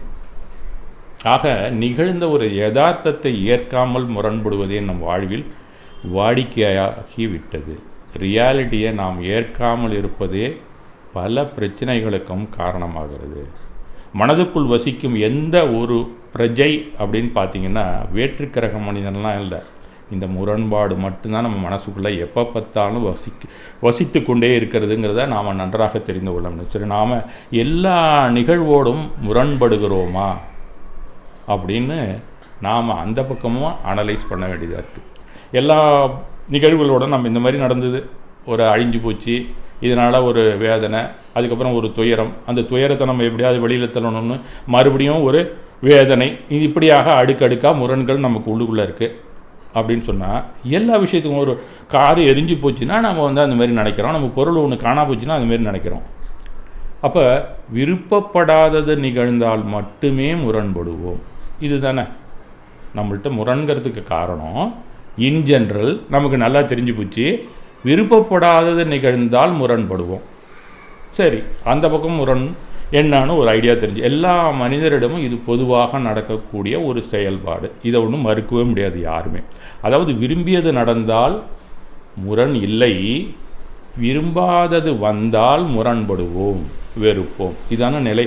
அந்த ஸ்டாண்ட் என்ன, நமக்கு என்னென்ன விரும்புகிறோமோ அதெல்லாம் நடந்ததுன்னா நமக்கு முரண்பாடு வர்றதே இல்லை, அது பிரச்சனையாகவே இல்லை. ஆனால் விரும்பாதது வந்தால் முரண்படுவோம், வெறுப்போம். அப்படின்னா உள்ள என்ன நடக்குது? எல்லோருமே இன்பத்தை நாடுகிறோம், இதை மட்டுமே விரும்புகிறோம். துன்பத்தை விலக்க முயல்கிறோம், அதை விரும்பவில்லை, வெறுக்கிறோம். இன்பத்திற்கு எதிராக ஏதாவது நிகழ்ந்தால் முரண்படுவோம், அதை துன்பமாக கற்பித்து முரண்படுவோம். இன்பத்திற்கு எதிராக எது வந்தாலும் செயல்பட்டு அதை விரட்ட நினைக்கிறோம். மொத்தத்தில் இன்ப நாட்டமே முரணுக்கும் பிரச்சனைக்கும் அடிப்படை வேர் மூல காரணம் அப்படிங்கிற உண்மை நமக்கு நன்றாகவே இப்போது தெரிந்துவிட்டது. அந்த பொருள் இருந்தாலும் சரி இல்லாவிட்டாலும் சரி, நமக்கு கொஞ்சம் மெச்சூரிட்டி வந்தாச்சு, ஏற்க தொடங்கினால் நாம் மனதில் முரண்பட மாட்டோம். இப்போ இன்ப நுகர்ச்சிக்கான போக்கு எது என்பதை தெளிந்து அதை விலக்கிவிட்டால் தீர்வாகிவிடும். அப்படி தானே? இது நமக்கு புரிஞ்சு போச்சு. நமக்கு இந்த என்ன நம்மளுடைய நுகர்ச்சிக்கான இன்ப நுகர்ச்சிக்கான போக்கு எதுன்னு நம்ம கண்டுபிடிச்சி அதை விலக்கிவிட்டால் தீர்வாகிவிடும். அப்போ இன்ப நாட்டம் இல்லாத நிலை அதுவே நல்ல நிலை, அது மனசுக்கே நல்லா தெரியுது. இது ஒரு மெச்சூரிட்டி தான் நமக்கு. நமக்கு இன்ப நாட்டம் இல்லாத நிலை என்னவோ அது நல்ல நிலை அப்படின்னு நமக்கு தெரியுது. இன்ப நாட்டம் இல்லாத நிலையின் மீதுமே மனோலயம் ஏற்படுகிறது. மறுபடியும் எங்கே போய் சிக்கிறோம் பாருங்க, அதுவும் ஒரு மனோலயம் தானே, அதுவும் ஒரு நாட்டம் நமக்கு வந்து விட்டதுன்னு தான் அர்த்தம். அப்போ இன்ப நாட்டம் இல்லாத நிலையின் மீதும் நமக்கு ஒரு நாட்டம் தான் வந்திருக்கு ஆக்சுவலாக. இப்போது விருப்ப உணர்வு வந்த வழியாகவும் உள்ளே நுழைந்து விடுகிறது. ஏதோ ஒரு வகையில் நமக்கு நாமே இரட்டை வேடம் போட ஆரம்பித்து விடுகிறோம். ஒரு பக்கம் வெறுக்கிறோம், இன்னொரு பக்கம் விரும்புகிறோம். நமக்குள்ளே ஒரு சுய முரண்பாடு ஏற்படுகிறது. அதுதான் எல்லா பிரச்சனைக்குமே காரணமாகிறது அப்படின்னு முதல்ல பார்த்தோம். ஆக இன்ப நாட்டத்தினை ராகம் அப்படின்னு நாம் தத்துவத்திலே கூறுகிறோம். இன்பம் இல்லாதவை மீது ஒரு வெறுப்பு, அது துவேஷம். அப்போ இன்பம் இல்லாதவை வேண்டாமுன்னு நமக்கு ஒரு விருப்பம் வருது பார்த்தீங்களா, அப்போ துவேஷமும் ஒரு ராகமாக வந்து விடுகிறது. மொத்தத்தில் ராகம் அப்படிங்கிறது இருந்துக்கிட்டே இருக்கு நமக்கு. இன்பம்ங்கிறது அது இன்பம் இல்லாதது மேலே வெறுப்பு வந்தோடனே அந்த துவேஷத்துக்கு மேலேயும் ஒரு விருப்பம் நமக்கு வந்துடுது, அது போகணுங்கிற விருப்பம். அப்போ ராகம்ங்கிறது பர்மனெண்ட்டாக நம்மள்கிட்ட தங்கிக்கிறது. அப்போ இன்ப நாட்டம் என்ற ராகத்தினால் வரும் பிரச்சனையை எப்படி சமாளிப்பது அப்படிங்கிறது தான் நமக்கு பிரச்சனையாக இருக்கிறது. அதனால தான் ராகத்தை நீ நீக்கு. அப்போ துவேஷத்தை பற்றி அவர் சொல்லவே இல்லை. ராகத்வேஷம் இருந்தால் கூட பகவான் என்ன சொல்கிறாரு, நீ ராகத்தை எடுறாங்கிறாரு. ராகத்தை எடுத்தாலே துவேஷம் தானாகவே போயிடுங்கிறது தான் அண்டர்ஸ்டுட். இதில் இப்போது மனதிற்குள் எங்கே அடியெடுத்து வைத்தாலும் எதுவும் நமக்கு முரண்படவே செய்கிறது. மருந்தென்று எடுத்துக்கொள்வது எல்லாமே வியாதிக்கே துணை போகிறது அப்படிங்கிற நிலையில் தான் நாம் வாழ்ந்து கொண்டு இருக்கிறோம். இது இல்லை அப்படின்னு நீங்கள் நினச்சிங்கன்னா நான் சொல்கிறது உங்களுக்கு விளங்கவில்லை அப்படின்னு தான் என்னை நான் சொல்லிக்கொள்ள வேண்டும். இது புரியலைன்னு சொன்னால் இன்னொரு நாளைக்கு நம்ம ஃபோன்லேயோ இல்லை இன்னொரு கிளாஸ்லேயோ பேசிக்க வேண்டியது தான், வேறு வழி இல்லை. இந்த இன்ப நாட்டத்தினை தெரியப்படுத்தாத மூத்த கவிஞர்களே இல்லை அப்படின்னு தான் சொல்லணும். இது நான் கல்லூரியில் படிக்கும்போது ஒரு இங்கிலீஷ் போயம் எனக்கு வந்தது. ஃபஸ்ட் பார்ட் செகண்ட் பார்ட்டில் ராபர்ட் ஃப்ராஸ்ட் அப்படின்னு அவர் கவிஞர்னு சொல்ல முடியாது, அவர் ஒரு ஞானின்னு தான் நான் சொல்வேன். இது நாளாக நான் மிகவும் ரசித்த ஒரு கவிதை வரிகளில் அது ஒன்று அப்படின்னு சொல்லலாம். Stopping by woods and a snowy evening அப்படின்னு சொன்னாலே சில பேருக்கு தெரிஞ்சிடும். Whose woods these are I think I know அப்படின்னு ஆரம்பிக்கும். அதில் லாஸ்ட்டு ஒரு ஸ்டாண்ட்ஸாக இருக்கும். The woods are lovely dark and deep but I have promises to keep and miles to go before I sleep and miles to go before I sleep அப்படின்னு 2 வரையும் ஒரே மாதிரி எழுதியிருப்பார் ராபர்ட் ஃப்ராஸ்ட். இது வுட்ஸ்லாம் பார்க்குறதுக்கு ரொம்ப நல்லா இருக்குது அப்படின்னு சொல்லி குதிரையில் வந்துக்கிட்டு இருக்க ஒரு சோல்ஜர் அங்கே நிற்பான் ஒரு காட்டில். அந்த சீனரி அவ்வளோ அட்ராக்ஷனாக இருக்கும். அது ஒருத்தன் படமே எடுத்து போட்டிருப்பான் அதுக்கு, அந்த அட்டைப்படத்தில். அது அழகாக இருக்கும். அதை பார்த்துக்கிட்டு அவன் ரசிச்சுக்கிட்டு இருப்பான். ஆனால் அந்த சோல்ஜர் ஏதோ ஒரு வேலையாக வந்திருப்பான், அவன் அங்கேயே நிற்க முடியல அப்படின்னு மனசு சொல்லும். But I have promises to keep, எனக்கு கடமைகள் நிறையா இருக்குது, என்னால் அங்கே நிற்க முடியல, ஆனால் இது ரொம்ப அழகாக தான் இருக்குது அப்படின்னு அதுலேருந்தும் முரண்படுகிறான் அவன். அங்கே அவன் மனசு உள்ளுக்குள்ளேயே ஒரு முரண் அவனுக்கு வந்து விடுகிறது. என்ன, அவன் கடமையை நிறைவேற்றணும் அப்படின்னு நினைக்கிறான். அப்போ அது மனசு என்ன சொல்கிறது, and miles to go before I sleep, நான் இந்த வேலையை முடிச்சுட்டு தாயா போய் தூங்கினா நான் இங்கேயே நிற்க முடியாலையே அப்படின்னு நினச்சிட்டு அவன் போகிறான். அது எவ்வளோ பெரிய ஒரு தத்துவத்தை சாதாரணமாக இந்த ராபர்ட் ஃப்ராஸ்ட் அதில் எழுதியிருப்பாருங்கிறத அப்போ படிக்கும்போது சாதாரணமாக மனப்பாட பகுதியாக படித்து எழுதினேன். அதோட அர்த்தம் போக போக தான் தெரிஞ்சுது. ஒருவருக்கு சாதாரணமாக இப்போ நம்ம அந்த தீர்வை நோக்கி எப்படி நம்ம பயணிக்கிறது அப்படிங்கிறது ஒரு சிம்பிள் எக்ஸாம்பிள் மட்டும் பார்ப்போம்.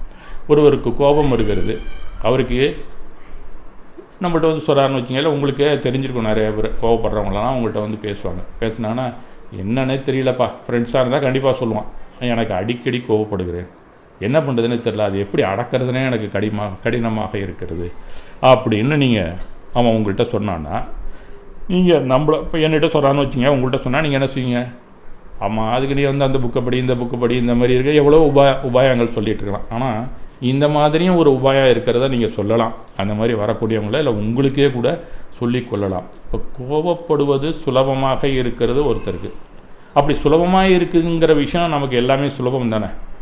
அப்போ ஏதோ கொஞ்ச நேரம் இருக்கிற கோபத்தை நாள் முழுக்க கோபப்பட்டுக்கிட்டே இருக்கலாமே. நாள் முழுக்க உங்களால் கோபப்பட்டுக்கிட்டு இருக்க முடியுமா அப்படின்னு யாரையாவது கேட்டால் முடியாதுங்கன்னு தான் சொல்லுவோம். ஏன், அது ஒன்றும் சுலபம் அல்லவே. நாள் முழுக்க கோபப்படுறதுமே சுலபம் இல்லை. கோபங்கிறது சுலபந்தான், ஆனால் நாள் முழுக்க கோபப்பட்டுக்கிட்டே இருக்குங்கிறது அந்த விஷயமும் சுலபம் இல்லை. அப்போ யதார்த்த நிலையில் கோப உணர்வு எப்படி வந்ததோ அப்படியே மறந்து போய்விடுகிறது, அதுதான் உண்மை. அப்போ கோபம் வருது, அது ரீட்டைன் ஆகி இருக்கிறது இல்லை, உடனே போயிடுது. அதனால் அந்த கோப உணர்வு மட்டும் இல்லை, மகிழ்ச்சி உணர்வாக இருந்தாலும் அது ரீட்டைன் ஆகிறதில்ல, அதுவும் போயிடும். எந்த உணர்வு உள்ளே வந்தாலும் உடனே போயிடும். அது ஸ்டாண்ட்ஸ்லாம் நிற்கிறதே கிடையாது. ஆனால் நாம் அதோடு போராடும்போது தான் புதுப்பித்து கொள்கிறோம். அந்த உணர்வை கையில் பிடிச்சி இழுத்துக்கிறோம் நம்ம. அங்கே தான் திங்கிங் வருது, தாட்டாக தான் வருது. அது கோபம் புறத்திலே செயலாற்றுவதற்காக ஒரு கோபம் வரும். அந்த தாட்டை நீங்கள் என்னவோ பிரயோகிக்கிறீங்களோ இல்லை பிரயோகிக்காமல் இருக்கீங்களோ அதோடு அது போயிடும். ஆனால் அதை திருப்பி திருப்பி உள்ளே வச்சு அந்த கோபத்தை பகையாக மாற்றிக்கொண்டே இருப்போம். அதுமாரி ஒரு மகிழ்ச்சி வந்துன்னா திருப்பி திருப்பி அது வேணுங்கிறதுக்காக அந்த மகிழ்ச்சியை தேடிக்கொண்டே இருப்போம். இன்பம் எங்கே இன்பம் எங்கே அப்படின்னு நம்ம தேடிக்கொண்டே தான் இருப்போம். ஆக எந்த உணர்வும் வந்த வேகத்தில் போகுது, ஆனால் நாம் தான் அதை தொடர்ச்சியாக பிடித்து வைத்து கொண்டிருக்கிறோம். இதுதான் மனசில் இருக்கிற முரண். இதுதான் உண்மையான முரண். வர்ற உணர்வை நாம் பிடிச்சி வச்சிட்ருக்கோம் உணர்ச்சியாக, எமோஷனலாக அதை மாற்றிக்கிறோம். ஆக்ஷனுக்கு வருது, அதை எமோஷனலாக மாற்றி நாம் தான் வச்சிட்ருக்கோம். இந்த முரண் தான் நம்மள்கிட்ட இருக்கக்கூடாது. அப்போ உள்ளுக்குள்ளே எல்லாருக்குமே உணர்வுங்கிறது பொதுவான விஷயம், எல்லா மனிதருக்கும் பொதுவான விஷயம். உள்ளுக்குள்ளே இருக்கக்கூடிய அந்த உணர்வு உணர்ச்சியாக வரும்போது நாம் பிடிச்சி வச்சுக்கிறோம்ல, அதுதான் நம்மகிட்ட இருக்கக்கூடிய ஒரு கெட்ட பழக்கம். அதுதான் முரண். இதுக்கு முன்னாடி பிரச்சனைக்காக சொன்னதெல்லாம் ஒரு பக்கம் இருந்தாலும் நாம் அதை திங்க் பண்ணி கையிலேயே வச்சிட்ருக்கோம்ல, இந்த முரண் மோசமான முரண் இருக்கிறதுலே. அப்போ மொத்தத்தில் மனம் என்பதே ஒரு கான்ஃப்ளிக்ட் தான். நாம் எதுவுமே செய்ய வேண்டியதில்லை. கோபம், பயம், இந்த உணர்வுகள்லாம் வந்த எந்த முயற்சியும் செய்யாமலே தானாக போயிடும். எவ்வளோ நேரம் இருக்கும்? மிஞ்சி நீங்கள் பார்த்தீங்கன்னா அரை வினாடி தான் அதிகமாக. அதுக்குள்ளேயே அது முடிஞ்சு விடுது. எப்போ நம்ம இந்த கீபோர்டில் ஒரு கீ இருந்து நீங்கள் அமுக்குனீங்கன்னா அதுக்கு ஒரு சத்தம் வரும். இப்போ சில சத்தம் நமக்கு இனிமையாக இருக்கும் கேட்குறது, சில சத்தம் நமக்கு சரியாக கேட்கலை. இப்போ நம்ம கீபோர்டே யூஸ் பண்ணதில்லை, அது கீபோர்டு யூஸ் பண்ண ஆள் ஒருத்தன் இருக்கான், ஹார்மோனியமோ ஏதோ ஒன்று அமுக்குறான்னு வச்சிங்களேன், ஒரு சத்தம் நாராசமாக இருக்குது, அது வாய்ஸு நாய்ஸாக வருதுன்னு வச்சிங்களேன். நாம் என்ன பண்ணோம், அது என்னன்னு அவனுக்கு தெரியாது, கையை எடுத்துகிட்டு திருப்பி அமுக்கி விடுவான். அதே மறுபடியும் அமுக்கினா போயிடும் போல இருக்குது. ஏன்னா வீட்டிலலாம் சில டேபிள் லேம்ப்லாம் இருக்கும், அது ஒரு சுவிட்சை அமுக்குனீங்கன்னா லைட் எரியும், அதே சுவிட்ச் அமுக்குனீங்கன்னா திருப்பி நின்றுடும். அந்த மாதிரி நினச்சிக்கிட்டு திருப்பியும் அமுக்கிடுவான். அதே மாதிரி டாகிள் சுவிட்சு தான் நம்ம பண்ணிகிட்டு இருக்கோம் எல்லா உணர்ச்சிக்கும். திருப்பி அதை அமைக்கி முரண்பாடாக அதிகப்படுத்தி கொண்டே இருக்கிறோம். அப்போ நம்மள்ட்ட அறியாமல் இருக்கா இல்லையா? நாம் எப்படி கீபோர்டில் ஒரு சத்தம் வந்ததுன்னா திருப்பி அதில் கை வைக்காமல் இருக்கணும்னு தெரியல நமக்கு, திருப்பி அதிலே கை வைக்கிறோமோ, ஒரு அஞ்ஞானியாக அறியாமையிலே செய்து கொண்டிருக்கிறோமோ, அதே வேறு மனசில் வர்ற உணர்ச்சியை மீண்டும் கையை வைத்து தூண்டிக்கொண்டே இருக்கிறோம். இதனால தான் மனசு எப்போ பார்த்தாலும் கெட்டு போகிறது. அது வெளி உலகத்துக்கும் தீமையை கொடுக்கறது, நமக்குமே தீமையை அளிக்கிறது மன அழுத்தமாக. ரெண்டு வகையிலையும் அந்த தாட்டு திங்கிங்கை நமக்கு சரியாக கையாள தெரியல அப்படிங்கிற ஒரு விஷயந்தான் இதில் அடங்கி இருக்கிறது. ஆக இப்படி நமக்கு நாமே முரண்பட்டு அதே உணர்வை அடிக்கடி தூண்டி வசப்படுத்தி அந்த உணர்ச்சியை நம் வசப்படுத்தியே வாழ்கிறோம் என்பதே நிதர்சனம். சரி பண்ண வேண்டும் என்று முயல்வதுமே முரண்பட்டு பிரச்சனையை வாழ வைத்து விடுகிறது. யதார்த்தத்தில் மன இயக்கத்தை நாம் சீர் செய்ய வேண்டிய, இது உங்களால் ஒத்துக்க முடியாது, இருந்தாலும் இதை ஏற்றுக்கொண்டு தான் ஆக வேண்டும். நீங்கள் நல்லா ப்ராக்டிக்கலாக யோசிச்சிங்கன்னா கரெக்டான பதில் உங்களுக்கு தெரியும். யதார்த்தத்தில் மன இயக்கத்தை, எந்த உணர்வு வந்தாலும் அந்த இயக்கத்தை நாம் சீர் செய்ய வேண்டிய அவசியமே இல்லை. கண்டுக்காமல் விட்டிங்கன்னா அதுவே போயிடும் 1/2 நிமிஷத்தில். நாம் அதை பிடிச்சி இழுத்து வச்சுக்கிறோம். நல்லதாக இருந்தாலும் எடுத்து வச்சுக்கிறோம், கெட்டதாக இருந்தால் இருக்கக்கூடாதுன்னே சொல்லி மறுபடியும் இழுத்து வச்சுக்கிறோம். நமக்கு அதை சரியாக கையாள தெரியல, அந்த ப்ராசஸே நமக்கு தெரியலங்கிறது தான் உண்மை. இப்போ மின்னல் வருது அப்படின்னு சொன்னால் இடி ஓசை வரும்போது தான் நமக்கு பயமாக இருக்குது. ஆனால் அந்த இடி நம்மளை தாக்காதா? அந்த சத்தம் கண்டிப்பாக நம்மளை தாக்காது. ஏன்னா மின்னல் எப்பயோ வந்துட்டு போயிடுச்சு. நீங்கள் இடியை கேட்காம இருந்தீங்கன்னா மின்னல் உங்கள் மேலே விழுந்திருக்குன்னு அர்த்தம். இடியை நீங்கள் கேட்டுட்டிங்கன்னா மின்னல் முன்னாடியே வந்துடுச்சு. இன்னும் இது வந்துலாம் நம்ம மனசில் இருக்கக்கூடிய உணர்வுகள் எல்லாமே ஆஃப்டர் எஃபெக்ட் தான். அதையும் நம்ம நல்லா தெரிஞ்சுக்கணும். உள்ளுக்குள்ளே அது உள்ளேருந்து முதல்ல ஸ்டிமுலஸ் வந்தாச்சு, அதோட ஆக்ஷன் என்னவோ அதுதான் நமக்கு தெரிகிறது. கோபங்கிறது வந்ததே நமக்கு தெரியாது, வந்து வெளியில் பீறிட்டு வரும்போது தான் நமக்கு தெரியுது. அதனால் நீங்கள் முன்னாடியே அதை தடுத்து நிறுத்தவே முடியாது. அதுக்காக நீங்கள் என்ன முயற்சி பண்ணிங்கனாலும், ஏன்னா அது முன்னாடியே புறப்பட்டாச்சு, அதை எப்படி நீங்கள் தடுத்து நிறுத்துவீங்க? எந்த உணர்ச்சியாக இருந்தாலும் புறப்பட்டுடுச்சு, அதை நீங்கள் கையில் எடுக்காமல் தான் இருக்கலாம். இந்த டெக்னிக் தான் நம்ம தெரிஞ்சு கொண்டால் நம்ம ஞானின்னு நம்ம சொல்லிக்கலாம். இந்த ஞானம் நமக்கு மிக மிக அவசியம். இந்த ஆஃப்டர் எஃபெக்ட்டுங்கிறத நம்ம எல்லாம் தெரிஞ்சுக்கணும். எல்லா உணர்ச்சிகளும் எல்லா உணர்வுகளுமே உணர்ச்சியாவதற்கு முன்னாடி தெரியாது. உணர்ச்சியாக ஆயிடுச்சுன்னா அது ஆஃப்டர் எஃபெக்டாக தான் நமக்கு வருது. அப்போ உணர்வுலேயே நம்ம அதை சரி பண்ணணுங்கிறது நினைக்கவே வேண்டியதில்லை. அந்த உணர்ச்சி வந்தால் நாம் கையில் எடுக்காமல் இருந்தால் அது போதும். திங்கிங்க்கு கையில் எடுக்காமல் இருந்தாலே அந்த கோபம் அன்னையோடு முடிஞ்சு போச்சு. திரும்ப பகையாக மாறப்போவதில்லை. மகிழ்ச்சி அன்னையோடு அது முடிஞ்சு போச்சு. திரும்ப பர்த்டே கொண்டாடணும், பிள்ளைங்க கொண்டாடணும், அந்த ஊருக்கு போனோம், இந்த குழு மணாலிக்கு போனால் நல்லா இருக்குது, இல்லை அந்த கோயிலுக்கு போனால் நல்லா இருக்குது, சரவணப்பள்ளி குழாக்கு திருப்பி போனால் மகிழ்ச்சியாக இருக்குது. இதெல்லாம் நம்ம திருப்பி மகிழ்ச்சியை கையிலே வச்சுக்கிட்டு இருக்கோம். இதுவுமே நமக்கு கேடு தான். இங்கெல்லாம் போனால் சரியாக போச்சு நம்ம நினச்சிக்கிட்டு இருப்போம். கோபம் மாதிரி தான் மகிழ்ச்சியும். கோபம், மகிழ்ச்சி, பயம் எல்லாமே ஒரே உணர்வு தான். மனசை பொறுத்த வரைக்கும் அது ரெண்டுமே, இது கொஞ்சம் கூடுதலாக ஸ்ட்ரெஸ்ஸு, அது கொஞ்சம் குறைச்சலாம் ஸ்ட்ரெஸ்ஸு. எப்படி நீங்கள் அடிக்கடி ஊருக்கு போனால் செலவு பண்ணணும்னா சம்பாரிச்சு தானே சார் ஆகணும். ஏதோ ஒரு வகையில் நீங்கள் பணம் உங்களுக்கு வேணும், ஒன்று திருடணும், இல்லைனா ஒழுங்காக உழைச்சி சம்பாதிக்கணும். இது ரெண்டும் உங்களுக்கு ஸ்ட்ரெஸ் இல்லையா? அப்போ மகிழ்ச்சியை நம்ம கையில் எடுத்து வைக்கக்கூடாது. அப்போ இரண்டுமே பாவனைகள் தான். இது ரெண்டும் சமமான பாவிக்கக்கூடிய அறிவு நமக்கு வரணும். அது வரலைன்னா நாம் கண்டிப்பாக இந்த கான்ஃப்ளிக்டில் மாட்டிக்கிட்டு தான் இருப்போம், கையில் எடுத்து கஷ்டப்பட்டுட்டு தான் இருப்போம். இப்போ அதை தான் செய்து கொண்டு இருக்கிறோம். யாராவது ஒருத்தங்க செய்யலேன்னு சொன்னீங்கன்னா நீங்கள் உன்னதான மனிதர் அப்படின்னு சொல்லி நான் வேணால் உங்களுக்கு ஒரு சிலையை வைக்கலாம். எனக்கு தெரிஞ்சு நான் இது வரைக்கும் யாரையும் பார்க்கல. அப்படி நீங்கள் சொன்னீங்கன்னா அது பொய்யா தான் இருக்கும்னு நான் நினைக்கிறேன். ஆக நானும் அப்படி இல்லை, நீங்களும் எந்த அளவுக்கு இந்த மெச்சூரிட்டியோட கொஞ்சம் கொஞ்சமாக வெடித்து சிதறும் அந்த உணர்ச்சிகளை கையில் எடுக்காமல் இருக்கிறோமோ அது வரைக்கும் நாம் புற உலகிலே சந்தோஷமாக வாழ முடியும். அந்த வெடித்து வச்சு வர்றதை நம்ம எடுக்கக்கூடாது. இப்போ வெடிக்குது, வெடிக்கும்போது நமக்கு தெரியவே தெரியாது. அதில் வர்ற கலராக லைட்டு நம்ம கண்ணில் பட்டோன்னு தானே தெரியுது. அப்போ வெடிக்காமல் நீங்கள் நிறுத்த முடியுமா? நான் வெடிக்க போனதை முடியவே முடியாது. அது எங்கேயோ வெடிச்சிருச்சு, அதுக்கப்புறம் தான் நமக்கு தெரியுது. அதுபோல தான் பல பிரச்சனைகள். நாம் உணர்வு வெளியில் வந்து அது வெடித்ததை பார்த்ததுக்கு அப்புறம் தான் அது பிரச்சனையை ஆக்கிறதும் ஆக்காமல் இருக்கிறதும் நம்ம கையில் இருக்குது. ஆக பெரும்பாலான உணர்வுகள் அந்த சூழ்நிலையை நிர்வாகம் பண்ண தான் வரும் அப்படிங்கிறத நம்ம தெரிஞ்சுக்கணும். எந்த உணர்வு வந்தாலும் அந்த சூழ்நிலையை நாம் கையாளணுங்கிறதுக்காக ஒன் டைமாக அந்த உள்ளுக்குள்ளேருந்து நம்ம மனசு கொடுக்குது அப்படிங்கிறது நமக்கு தெரியல. ஆனால் அது எப்போ பார்த்தாலும் அந்த மாதிரியே பண்ணும் நினச்சி அது உள்ளேயே இருக்குது, நம்மளுக்கு தொல்லை பண்ணும் அப்படின்னு அதுலேயே கான்ஃப்ளிக்ட் ஆகியே நம்ம அதை துரத்துறதுலேயே நம்ம காலம் போய்கொண்டே இருக்கிறது. அதை புற சூழ்நிலைக்காக அந்த உணர்வு வந்ததுன்னா புறத்துக்காக திங்க் பண்ணி எடுத்து அதை நிர்வாகம் செய்து புறத்திலே செயலாற்ற வேண்டும். அப்படி புறத்தில் செயலாற்ற உங்களுக்கு தெரியலன்னா அதற்கான அறிவைத்தான் நாம் கூடுதலாக எங்கே போய் கற்றுக்கணுமோ, எந்த வித்தையை யார்கிட்ட போய் கற்றுக்கணுமோ, படிக்கணுமா, என்ன செய்யணுங்கிறது புற நிர்வாகத்துக்கு தான் அந்த உணர்வுகள் வருகின்றன அப்படிங்கிறத நம்ம தெரிஞ்சுக்கணும்.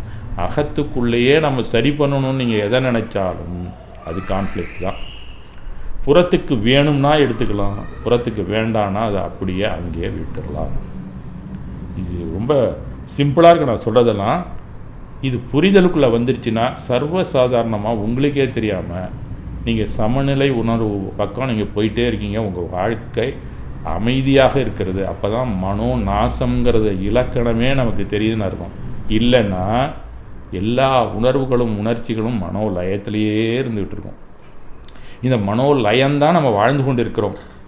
மனோலயம் எல்லாமே நல்லதோ கெட்டதோ எல்லாமே பற்று தான். அதுக்கு தான் அந்த குறள் கொடுத்துருக்கார். 7 பற்று சொல்லியிருக்கார்ல, அதுக்கு தான் அதை கொடுத்துருக்கார். அப்போ அத்தனை உணர்வுகளும் உணர்ச்சிகளும் மனோலயம்தான்.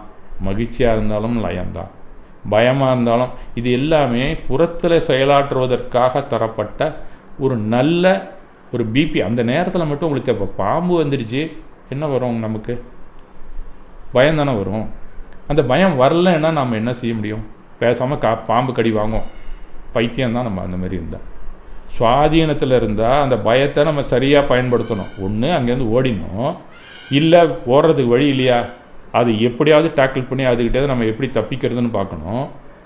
அந்த பாம்பு அது எப்படி வந்ததோ நம்மளை பார்த்தோன்னா அது என்ன எடுத்தோன்னே உங்களுக்கு கொத்துறதுக்கு வருது, ஏதோ உங்களை பாந்துருச்சு, ஆஹா நம்ம அடிக்க போகிறோன்னா அதுவும் பயப்படும். அதை நம்ம முதல்ல புரிஞ்சுக்கணும். நம்மளை கடிக்கணும்னு நம்ம நினைப்போம், நம்ம அடிக்கும்னு அது பயப்படும். அப்போ 2 பேருமே பயத்தில் இருக்கும்போது நீங்கள் அடிக்க மாட்டேன்னு அது தெரிஞ்சிடுச்சுன்னா அதுக்கு ஒரு சின்ன இடுக்கு இருந்தால் கூட ஓடிவிடும்.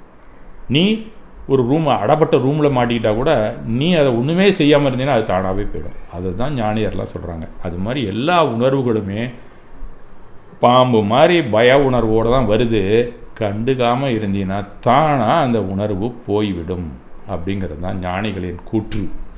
இதை நாம் சரியாக புரிந்து கொள்ள புரியலை. நம்ம வாழ்க்கையில் ஒரு சின்ன விஷயந்தான். எல்லாத்துலேயுமே நாம் வரக்கூடிய எல்லாத்துலேயுமே அஞ்ஞானத்தோட அந்த தாட்டெல்லாம் பார்க்குறோம். யாத் விஷயம்னா என்னன்னு தெரியல. இந்த மாதிரி பல விஷயங்கள் நம்ம எம்ஜிஆர் கொலை வழக்கே நம்ம தனித்தனியாக இண்டெக்ஸில் போட்டு எடுத்துருக்கோம் இல்லையா? இந்த மாதிரிலாம் பல விஷயங்கள் நம்ம வாழ்க்கையில் நடக்கிறது. இதெல்லாம் தான் அஞ்ஞானம், அறியாமை. இதிலேருந்து விலகினாலே நமக்கு ஞானம் வந்து விட்டது அப்படின்னு அர்த்தம். இது ஒரு சின்ன ஞானம்னு நம்ம நினச்சா இல்லைங்க, இந்த ஞானம் தான் முழுதுண ஞானத்துக்கான வழிகாட்டுதல் அப்படிங்கிறது என்னுடைய தனிப்பட்ட கருத்து. ஆக எந்த ஒரு விஷயமும் நம்ம வேண்டப்பட்டவங்க ஒருத்தர் இறந்து போயிருப்பார், அதனால் நமக்கு பல பிரச்சனைகள் வந்திருக்கும். பணப்பிரச்சனை வரலாம், இடப்பிரச்சனை கூட வரலாம், ஹஸ்பண்ட் இறந்துருக்கலாம், மனைவி இறந்துருக்கலாம், இதெல்லாம் பல பிரச்சனைகளை வரும். மன அழுத்தத்தோடு இருப்போம் தான் அந்த நேரத்தில். ஆனால் அந்த பிரச்சனையை நம்ம பார்க்கணுமா, செத்து போயிட்டாங்களேன்னு உட்காந்து அழுதுகிட்டு இருக்கணுமாங்கிறது தான் நம்ம பார்க்க வேண்டியது. எப்போ பார்த்தாலும் இறந்தவங்களை பற்றியே நினைத்து கொண்டு வாழ்வதை விட அதிலிருந்து மீண்டு எப்படி நம்ம வாழ்கிறது அப்படிங்கிறதுக்கான திங்கிங் தான் நமக்கு தேவை. அவங்க செத்து போயிட்டாங்களேன்னு நம்ம பிடிச்சி இழுத்து வச்சுக்கிட்டு அதிலேயே திங்க் பண்ணிகிட்டு இருக்கிறதுனால எந்த பிரயோஜனம் நம்ம வாழ்க்கையில், அதுவே பெரிய பிரச்சனை நமக்கு. அது நம்ம மனசுக்குள்ளே இறந்தது என்னவோ நிஜம், நாம் அதை வாழ வைத்து கொண்டு இருப்போம்ங்கிறது தான் முரண்பாடு. இந்த முரண்பாட்டிலேருந்து நம்ம இது மாதிரி ஒவ்வொரு விஷயத்துலையுமே நாம் முரண்பட்டு கொண்டு தான் இருக்கிறோம். ஆனால் அதை புறத்தில் நீங்கள் செயல்படணுங்கிறது தான் உள்ளுக்குள்ளே வரக்கூடிய ஒவ்வொரு உணர்வும் உணர்ச்சியும். அதை சரியான வகையில் கையாண்டு நீங்கள் வெளியில் நிர்வாகம் பண்ணிங்கன்னா அந்த அருமையான ஒரு நிர்வாகம்தான், அந்த திங்கிங் தான் நம்ம வாழ்க்கையை மேலே மேலே கொண்டு வரும், உங்கள் கடமையை சீக்கிரமே நிறைவேற்றும் அப்படிங்கிற உண்மையை நாம் தெரிந்து கொள்ள வேண்டும். மணி என்னாச்சு? 4:50 ஆகிடுச்சா? இன்னும் கொஞ்சம் நேரம் சொல்லி சீக்கிரம் முடிச்சிடறேன் சார். அது நிறையா போயிட்டே தான் இருக்கும். இது பேசினா நான் கொஞ்சம் எடுத்த டாப்பிக்கும் நானும் கூடுதலாக சொல்லிகிட்டு இருக்கணும்னு நினைக்கிறேன். உங்களுக்கு போர் அடிச்சுன்னா நீங்களே கூட சொல்லிடலாம். இப்போ சொல்லாமா சார்? இதில் சிம்பிளாக ஒரு விஷயம் நான் உங்களுக்கு அடுத்த லெவலில் சொல்கிறேன். அது கொஞ்சம் நேரம் கொஞ்சம் லேட்டானாலும் தெரிஞ்சுக்கிட்டிங்கன்னா உங்களுக்கு நல்லாயிருக்கும்னு நினைக்கிறேன். அது நம்ம இன்னொரு நாளைக்கு பேசினா கூட நல்லாயிருக்கும். இருந்தாலும் நான் சீக்கிரமாக முடிக்கிறேன். ஏன்னா சும்மாவும் இதை போட்டு உருட்டிகிட்டே இருக்கிறதுனால எந்த பயனும் இல்லை. உங்கள் வாழ்க்கையில் அதை பயன்படுத்தும் போது தான் தெரியும். சும்மா வெறுமா கேட்டு வச்சுக்கிட்டு இருந்ததுனால நம்ம பெருசாக நம்ம பெரிய ஆளாகவும் போகிறதில்ல. இப்போ நம்ம தலையை சீவணும்னா என்ன செய்வோம்? கண்ணாடிகளை முன்னாடியே போய் நிற்கிறோம் இல்லைங்களா? அந்த மாதிரி ஒரு நிமிஷம்.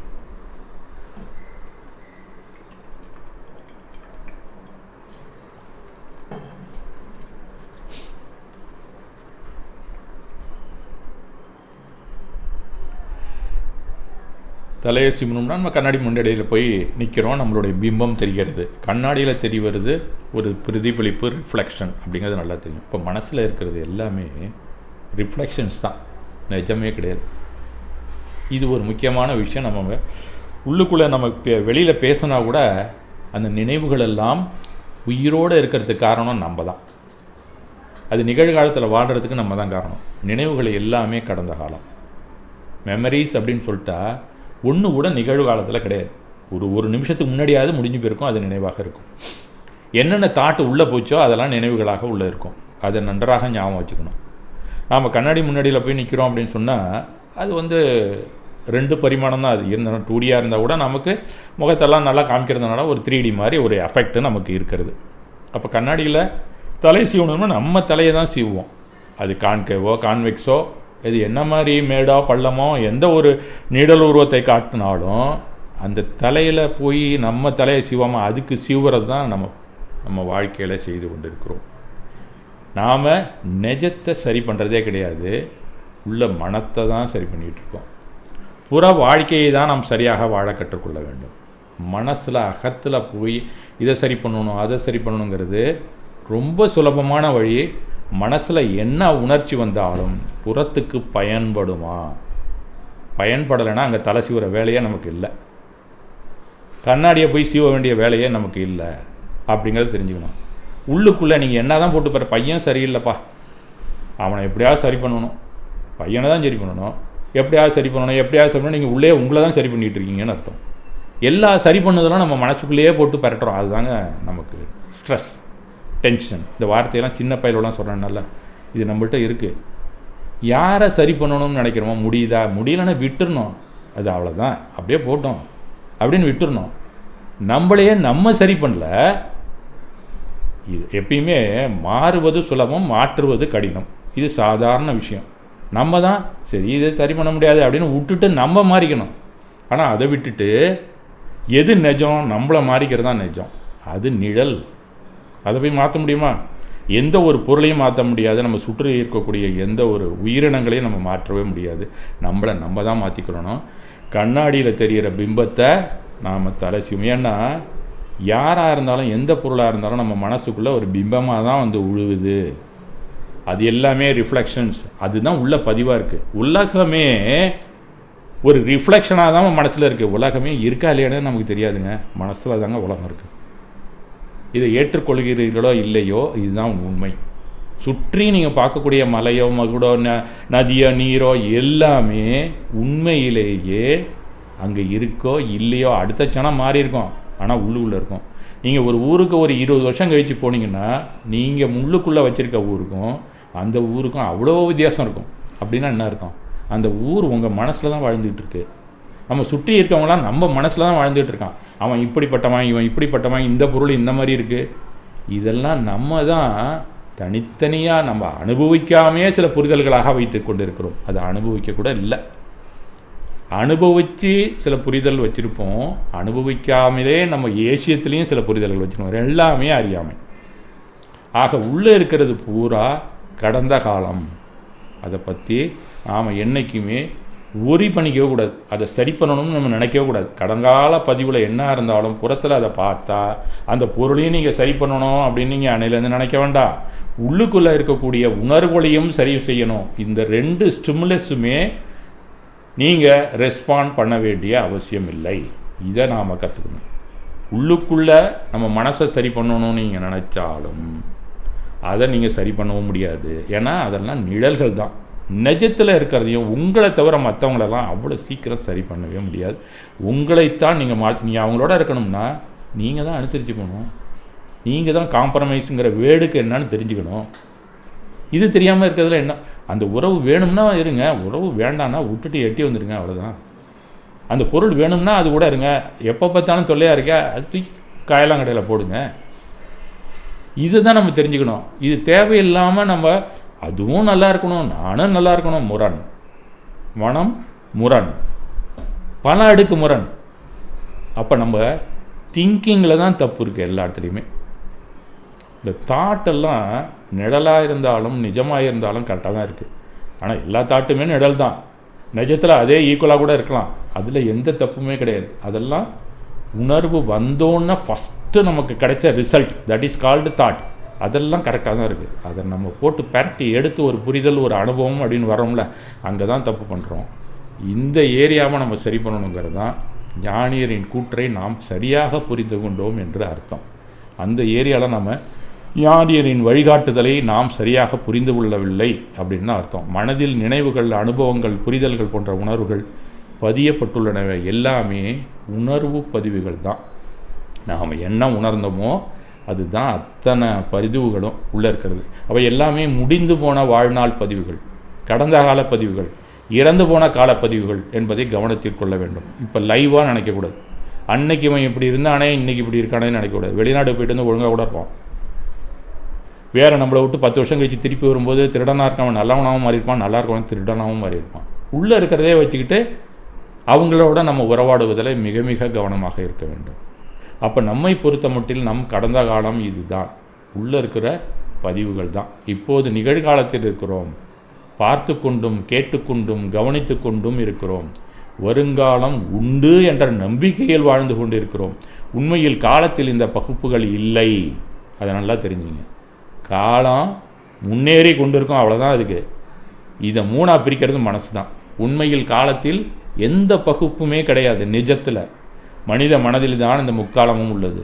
இந்த முக்காலத்தையும் நாம் நன்கு உணர்ந்து செயல்பட்டால் நாமும் ஞானியாவோம் தானே. இது 5ஆம் காலம் 6ஆம் காலம்லாம் ஒன்றும் கிடையாதுங்க. இந்த ஞானத்துக்கு நீங்கள் நாளையிலேருந்தே ஞானியாக இருக்கலாம். என்னை பொறுத்த வரைக்கும் நம்மளால் முடியாதுங்க. அது 5ஆம் காலம். இந்த வேர்டெல்லாம் நீங்கள் காதலே வாங்க தயவுசெய்து. இது தாங்க உலகத்தில் எப்படி வாழணும்னு நம்ம தெரிஞ்சுப்போம். அப்புறமா போய்க்கலாம். அந்த சேத்திரம்லாம் எங்கே இருக்குங்கிறத நம்ம போய்க்கலாமா? யார் வேணான்னா உங்களை சொல்கிறோம். இந்த சேத்திரத்தில் எப்படி இருக்கிறது? திரவிய சேத்திர காலம்லாம் இங்கே இருக்குது. அதுக்கான பாவனையை நம்ம கற்றுப்போமே.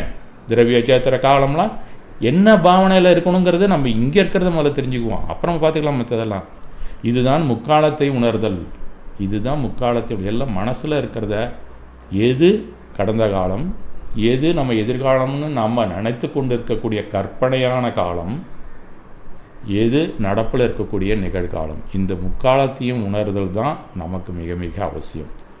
இந்த முழுதுடன் ஞானம் கிடைத்த பிறகு நமக்கு தாங்க அது அடுத்தவர்களது முக்காலத்தையும் உணர்ந்து வழிகாட்டலாம். ஒரு பிரதேசத்தில் முக்காலத்தையும் இந்த பிரபஞ்சத்தின் முக்காலத்தையும் யூகித்து வழங்கும் வாய்ப்பும் நம்ம ஒரு காலத்தில் பெறலாம். அப்போது நாம் பேசுவது எல்லாமே தத்துவங்களாக இருக்கும். முதல்ல தன்னை வெல்லுதலும் அப்படிங்கிற ஏரியாவில் கவனம் செலுத்துவோம். இந்த தன்னை வெல்லுதல்ங்கிறது முக்காலத்தையும் உணர்தல் தான், நமக்குள்ளே இருக்கிறது தான். அப்புறம் அடுத்தவரை அறிந்து செய்திகளை பரப்புவோம். இல்லைன்னா அது வதந்தியாக தான் இருக்கும். அதுதானே சரியாக அமையும். இல்லை என்றால் வதந்தியாகத்தான் அது இருக்கும் என்பதை நான் சொல்லி நீங்கள் தெரிந்து கொள்ள வேண்டிய அவசியம் இல்லை. நம்முடைய மனதின் இயக்கத்தை அகம் புறம் என்று 2 வகைப்பாடாக பிரித்தால் நமக்கு சீக்கிரமே புரிதல் வரும்.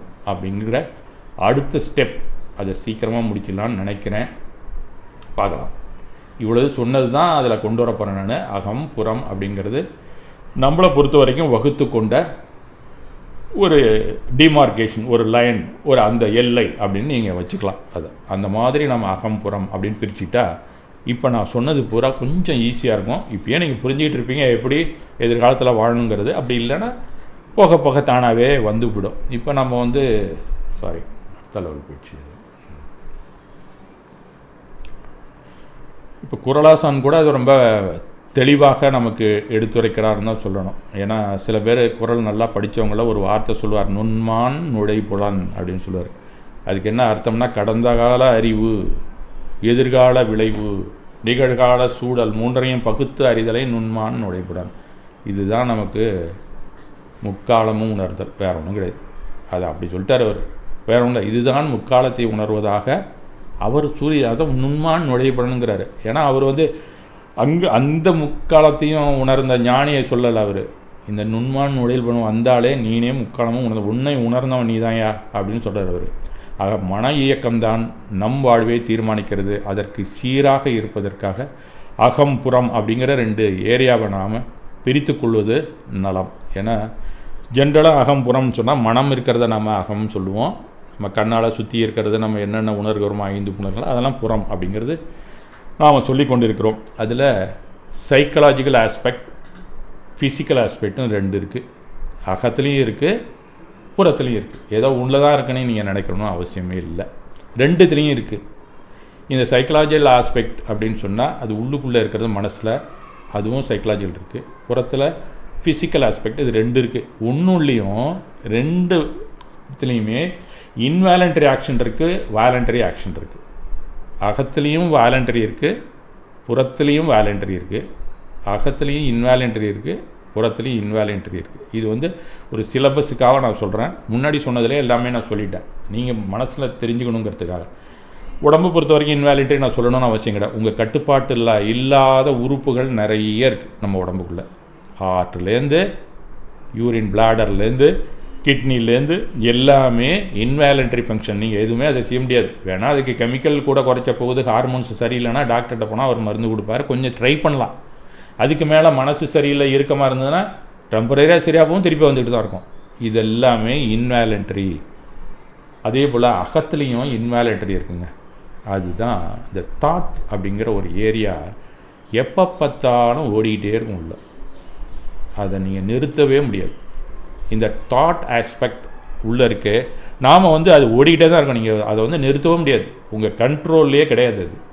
அது இன்வாலண்டரியாக ஓடிட்டுருக்கோம். கண்ணை மூடுங்க கொஞ்ச நேரம். நான் அப்போ சொல்லிகிட்டு இருக்கும்போதே உங்கள் மைண்ட் எங்கெங்கே போய்ட்டுருக்கோம். பொழுது போகும்போது சாப்பிட போகணும், ரொம்ப நேரம் அந்த ஆள் அறுத்தறிகிறான், வெளியில் போனால் ஏதாவது நினச்சிப்பாங்களோ அப்படின்னு வேறு சில பேர் இருப்பீங்க. இதெல்லாம் உள்ள நான் சொல்கிறத காதலை கேட்காமையே உள்ளுக்குள்ளே உங்கள் மனசு சொல்லி கொண்டு இருக்கும். இது நீங்களே எதிர்பார்க்கல, ஆனால் நீங்கள் இங்கே இருக்கணும் தான் நினைக்கிறீங்க. வேறு ஏதோ அழைத்து கொண்டு இருக்கிறது மனம். இது உங்களுக்கே தெரியாமல் உள்ளே நடக்கக்கூடிய ப்ராசஸ் தாங்க. உங்கள் கண்ட்ரோல்லையே உள்ள தாட்டு எப்பயும் இல்லை. இது இன்வாலண்டரி தாட்ஸ். இதை நீங்கள் ஒன்றுமே பண்ண முடியாது. நீ அங்கே போகாதன்னு சொல்லி பாருங்கள், என்னால் முடியலைங்க, நீங்கள் வேணால் ட்ரை பண்ணி பாருங்கள். அதுக்கு என்ன தியானம் இருந்துன்னு சொன்னீங்கன்னா நான் கூட ட்ரை பண்ணுறேன். என்னால் எந்த வயசுக்கு 71 ஆகுது, இன்னும் முடியல என்னால். நானும் எவ்வளோ தியானத்துக்கெலாம் போய் பார்த்தேன், அப்படியே டைவர்ட் ஆகிறது முடியவில்லை. சும்மா சாதாரணமாக வெளியில் போயிட்டுருப்பேன். அப்போ ஏதாவது எய்த்தாப்பில் வந்தாங்கன்னா அவங்கள பற்றி ஜட்ஜ்மெண்ட் டக்குன்னு ஓடும். இது இன்வாலண்ட்ரியாக ஓடிட்டுருக்கு. நாம் அதை கண்டுக்காமல் இருக்கணும். இதுதான் நான் சொல்ல வர்ற கருத்து. அகத்துக்குள்ளே இன்வாலண்ட்ரியாக என்ன தாட் வருதோ அதை நீங்கள் கண்டுக்கவே கூடாது. இன்வாலண்ட்ரி தாட்ஸ் எது வந்தாலும் அப்படியே போகட்டும். அது ஒரு பிரவாகம். அதை நீங்கள் தடுத்து அணையே போட முடியாது. அணை போட்டிங்கன்னா அந்த இடத்துல அது சுடலாயிடும். அதுதான் அந்த திங்கிங் தான் இருக்கக்கூடாது நமக்கு. அந்த இன்வாலண்ட்ரியில் நீங்கள் கை வச்சிங்கன்னா அது வேலண்ட்ரியாக போகும், உங்கள் கட்டுப்பாட்டுக்குள்ளே வரும். ஆனால் அது சுடலாயிடும். அந்த சுடல் தான் முரண். ஞாபகம் வச்சுங்க. இந்நேரம் நான் சொன்னது பூரா ஒரு சுடல் தான் அங்கே ஏற்பட்டிருக்கு. நமக்கு வேதனை வரக்கூடாதுன்னு நினைக்கிறோம். இன்ப நாட்டம் இல்லாத நிலையே வரக்கூடாதுன்னு நினைக்கிறோம். இதெல்லாமே ஒரு சுடல். இந்த சுடல் அது பாட்டுக்கு வந்து போயிட்டு இருந்தோன்னா நாம் கை வைக்கும்போது அந்த இடத்துல வரக்கூடிய ஒரு சுடல் தான். அது இன்வாலண்ட்ரியாக போகக்கூடிய அந்த தாட்ஸ் எல்லாம் வேலண்ட்ரியாக நம்ம மாற்ற முயற்சிக்கவே கூடாது. இந்த ஏரியாவை கை வச்சிங்கன்னா நாம் தான் சிக்கிப்போம். உள்ளுக்குள்ளேயும் சரி, உள்ளுக்குள்ளே இருக்கக்கூடிய நம்ம உடம்புல இருக்கக்கூடிய ஆர்கனுக்கும் இந்த ரெண்டும் ஒரே இலக்கணம் தான். ஆக இந்த ரெண்டு இன்வாலண்ட்ரி இருக்குங்கிறத நன்றாக புரிந்து, நம்ம உடம்புக்கு வெளியில் இருக்கிறது மருத்துவர்கள் சொல்லிவிடுகிறார்கள்.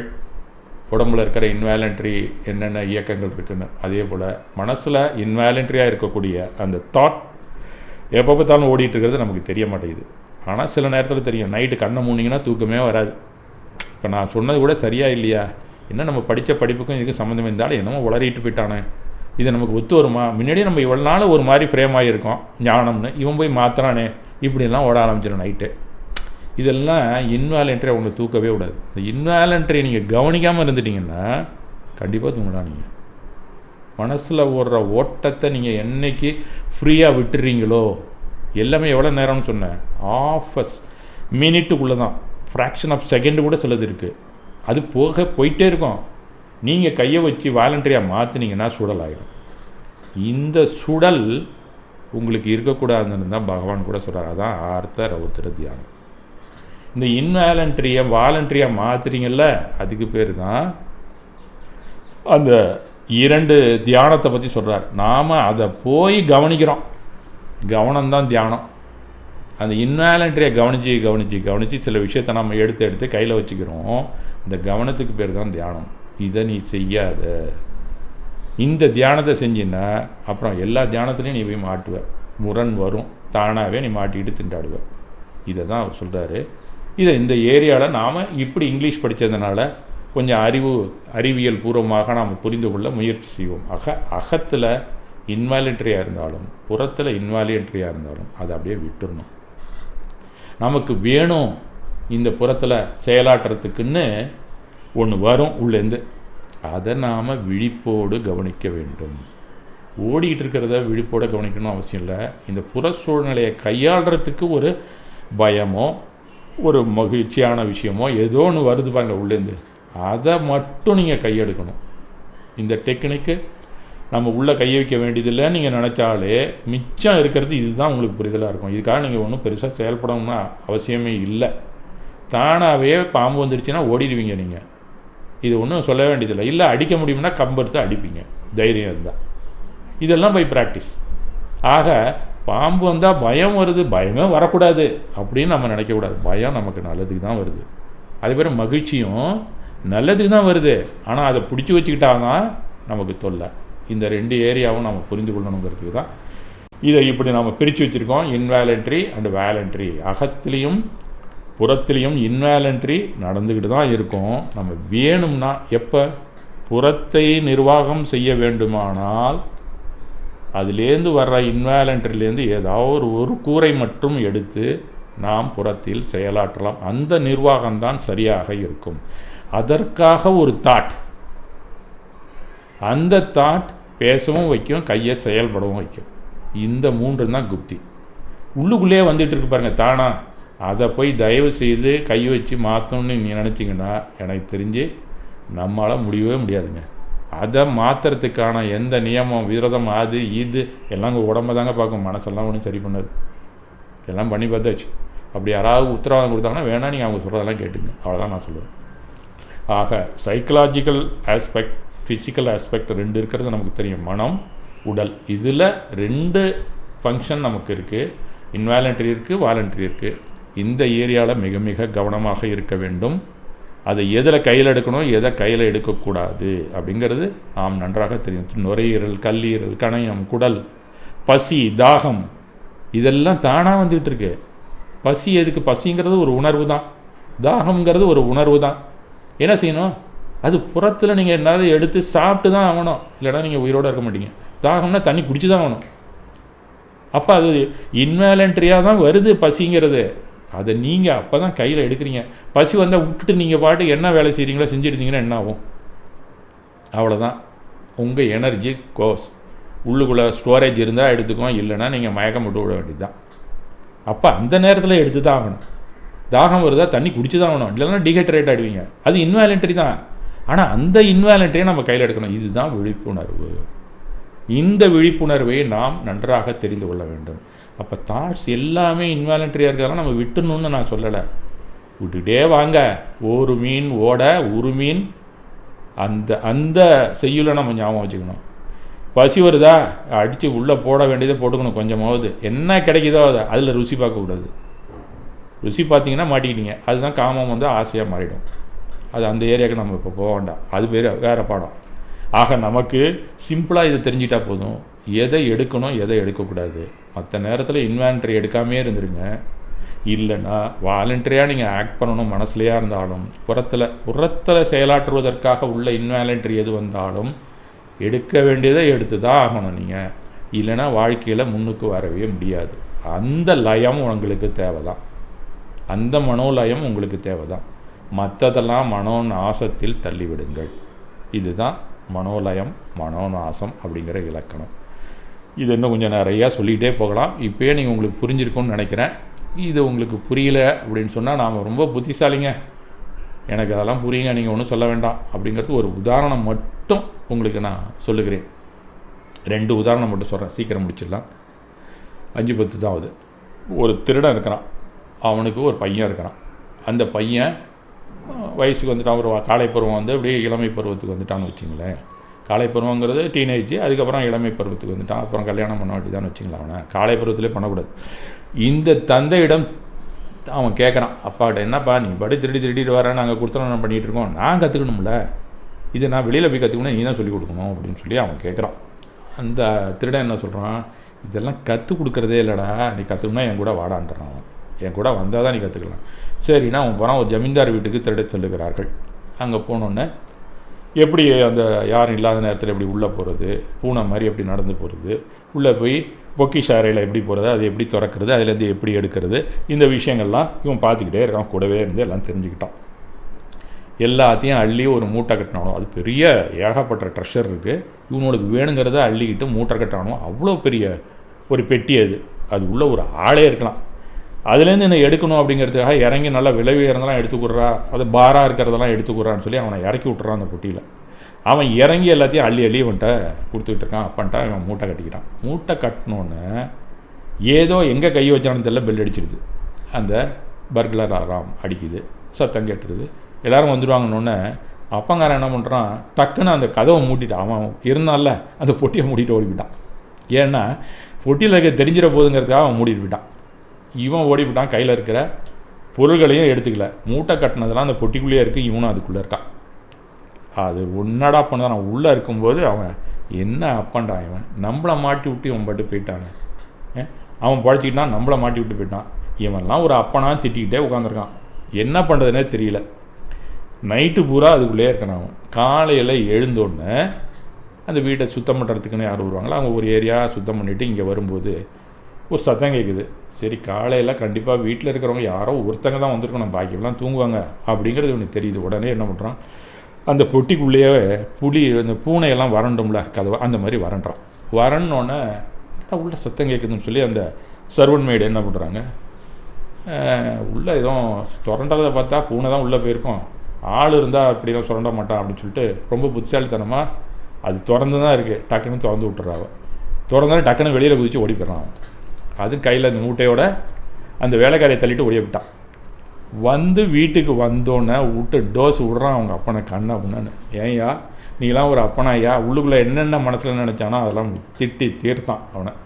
அப்போ அந்த அப்பங்காரன் சொல்கிறான், டேய் திருடுறதெல்லாம் இப்படி தான்டா, எந்த மாதிரி எந்த சூழ்நிலையில் நம்ம மாட்டினாலும் நம்மளுடைய சாமர்த்தியம் தாண்டா நம்ம அதுலேருந்து வெளியில் வர்றது. இதெல்லாம் எப்போ சொல்லிக் கொடுக்க முடியும்? ஒவ்வொரு சூழ்நிலைக்கு சூழ்நிலை மாறும்டா அப்படின்னு சொல்கிறான். ஆக நம்மளுடைய சாமர்த்தியம்தான் ஒவ்வொரு க்ஷணத்திற்குமாக ஒவ்வொரு சூழ்நிலையும் எதிர்ப்பதில் தான் நம்மளுடைய விழிப்புணர்வு இருக்கிறது. என்னடா திருடங்கதையை போய் சொல்கிறேன்னு நினைக்காதீங்க, இப்படி தான் நம்ம புரிஞ்சு கொள்ள வேண்டியதாக இருக்குது. அதனால் அந்த தருணத்துக்கு நான் சொல்லிக் கொடுத்த பாடத்தை அப்படியே வச்சுக்க முடியாது. எந்த ஞானி சொல்லிக் கொடுத்ததை ஞாபகம் வச்சுக்கிட்டு அங்கே போய் உள்ளேருந்து எடுத்தலாம், பரீட்சையில் தான் எழுதலாம். நிஜ வாழ்க்கையில் அது முடியவே முடியாது. நீங்களாக சாமர்த்தியமாக அதில் உள்ளே போட்டு வச்சிங்கன்னா இந்த புரிதலில் ஏதோ ஒன்று அப்ராப்ரியப்பட்டால் அங்கே உங்களுக்கு துணை புரியும் அப்படிங்கிறது உங்களுக்கே தெரியாது. தானாக பாருங்கள், சுரண்டுனா வெளியில் வந்துட்டான் அவன். இப்படி தான் நம்ம வாழ்க்கையில் பல விஷயங்கள்லேருந்து நாம் சாமர்த்தியமாக எதுலேயும் மாட்டாமல் நம்ம வாழணுங்கிற உண்மையை நாம் தெரிஞ்சுக்கலாம். அதனால் நாம் ரொம்ப புத்திசாலி, நமக்கு எல்லாத்துலேயும் சாமர்த்தியம், நம்ம அதை பிடிச்சிருக்கோம் இதை பிடிச்சிருக்கோம், இன்னும் ஒவ்வொரு சூழ்நிலையிலையும் பயன்படாது. ரொட்டீனாக இருக்கீங்களா லைஃப்பில், அதுதான் பயன்படும். மற்றது எதுவும் ஃப்ளட் வந்துச்சுன்னா என்ன பண்ணுவீங்க? யாருக்கு அது? எல்லாருக்கும் நீச்சல் தெரியுமா? முதல்ல ஏதோ குளத்தில் அடிச்சிருக்கோம் நாங்கள்லாம். அந்த மாதிரி எல்லா விஷயத்துலையும் எல்லாரும் எல்லா நேரத்துலையும் தப்பித்து கொள்ளவே முடியாது அப்படிங்கிறத நாம் நன்றாக தெரிந்து கொள்ள வேண்டும். அதுபோல் தான் பல விஷயங்கள் நம்ம இதெல்லாம் சொன்னாக்கா நிறையா சொல்லிக்கிட்டே போகலாம். ஒரு சின்ன இன்னொரு பெரிய புத்திசாலியை பற்றி நம்ம பேசுவோமே. ஒரு பெரிய விஞ்ஞானி இருக்கிறார், இதை நீங்கள் கேட்டிருக்கலாம். அவர் எப்போ பார்த்தாலும் வீட்டில் ஒரு ஆராய்ச்சி கூட வச்சுருப்பார். அந்த ரூமில் கதவை சாத்தினாங்கன்னா யாரும் உள்ளே போகக்கூடாது, அவருக்கு பிடிக்காது. ஒரு நாள் கூட சாப்பிடாமல் இருப்பார். அப்புறமா வெளியில் வருவார், அவங்க ஏங்க அப்படி பண்ணுறீங்கன்னு வீட்டிலலாம் திட்டுவாங்க, சாப்பிடுவார் போவார். ஆனால் இருந்தாலும் ஒரே ஒரு ஜீவனாக அவருக்கு ரொம்ப பிடிக்கும், ஒரு பூனை. அந்த பூனையை மட்டும் அவருக்கு பிடிக்கும், ஒரு ஆறுதலாக இருக்கும் அதோடு இருக்கிறது. அதனால் அந்த பூனை மட்டும் வந்ததுன்னா அந்த கதவை சுரண்டும். எப்படி அந்த கதையில் சொன்னது மாதிரி இவர் இருக்கிற கதவை சாத்தினதை சொன்னிச்சுன்னா கதவை திறந்து விடுவார். உள்ளே வந்து கொஞ்சம் நேரம் இவரை அதை பார்த்துட்டு கொஞ்சம் நேரம் ஹாப்பியாக இருப்பார். திருப்பி அது வெளியில் போயிடும். இது ஒரு நாள் யோசிச்சார், என்னடா வந்து சொண்டை ஏஞ்சி போனிதாக இருக்குது, ஏந்திரிக்காமல் இருக்கிறது ஒரு ஓட்டையை போட்டு வச்சார் அவர். அந்த பூனை போகிற அளவுக்கு அந்த கதவுலேயே ஓட்டப்பட்டார். அது இஷ்டத்துக்கு சுதந்திரமாக வரும், சுதந்திரமாக போகும். திடீர்னு பார்த்தா ஒரு நாள் அந்த பூனை ஒரு குட்டியாக போட்டுடுச்சு.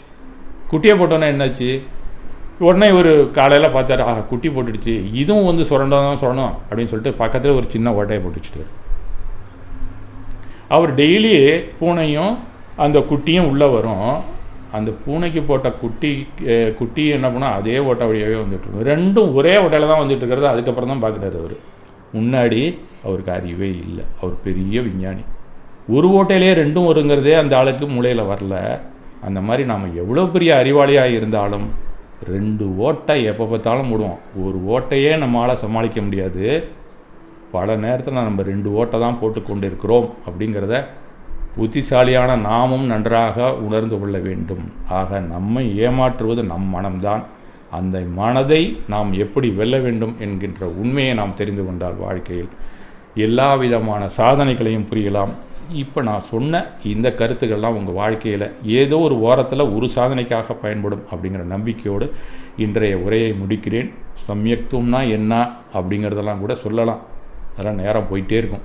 ஆக இன்றைக்கு இந்த விஷயத்தோடு நாம் இன்றைய செஷனோட எல்லாத்துக்குமே ஒரு முடிவுரையாக வைத்துக்கொள்வோம்.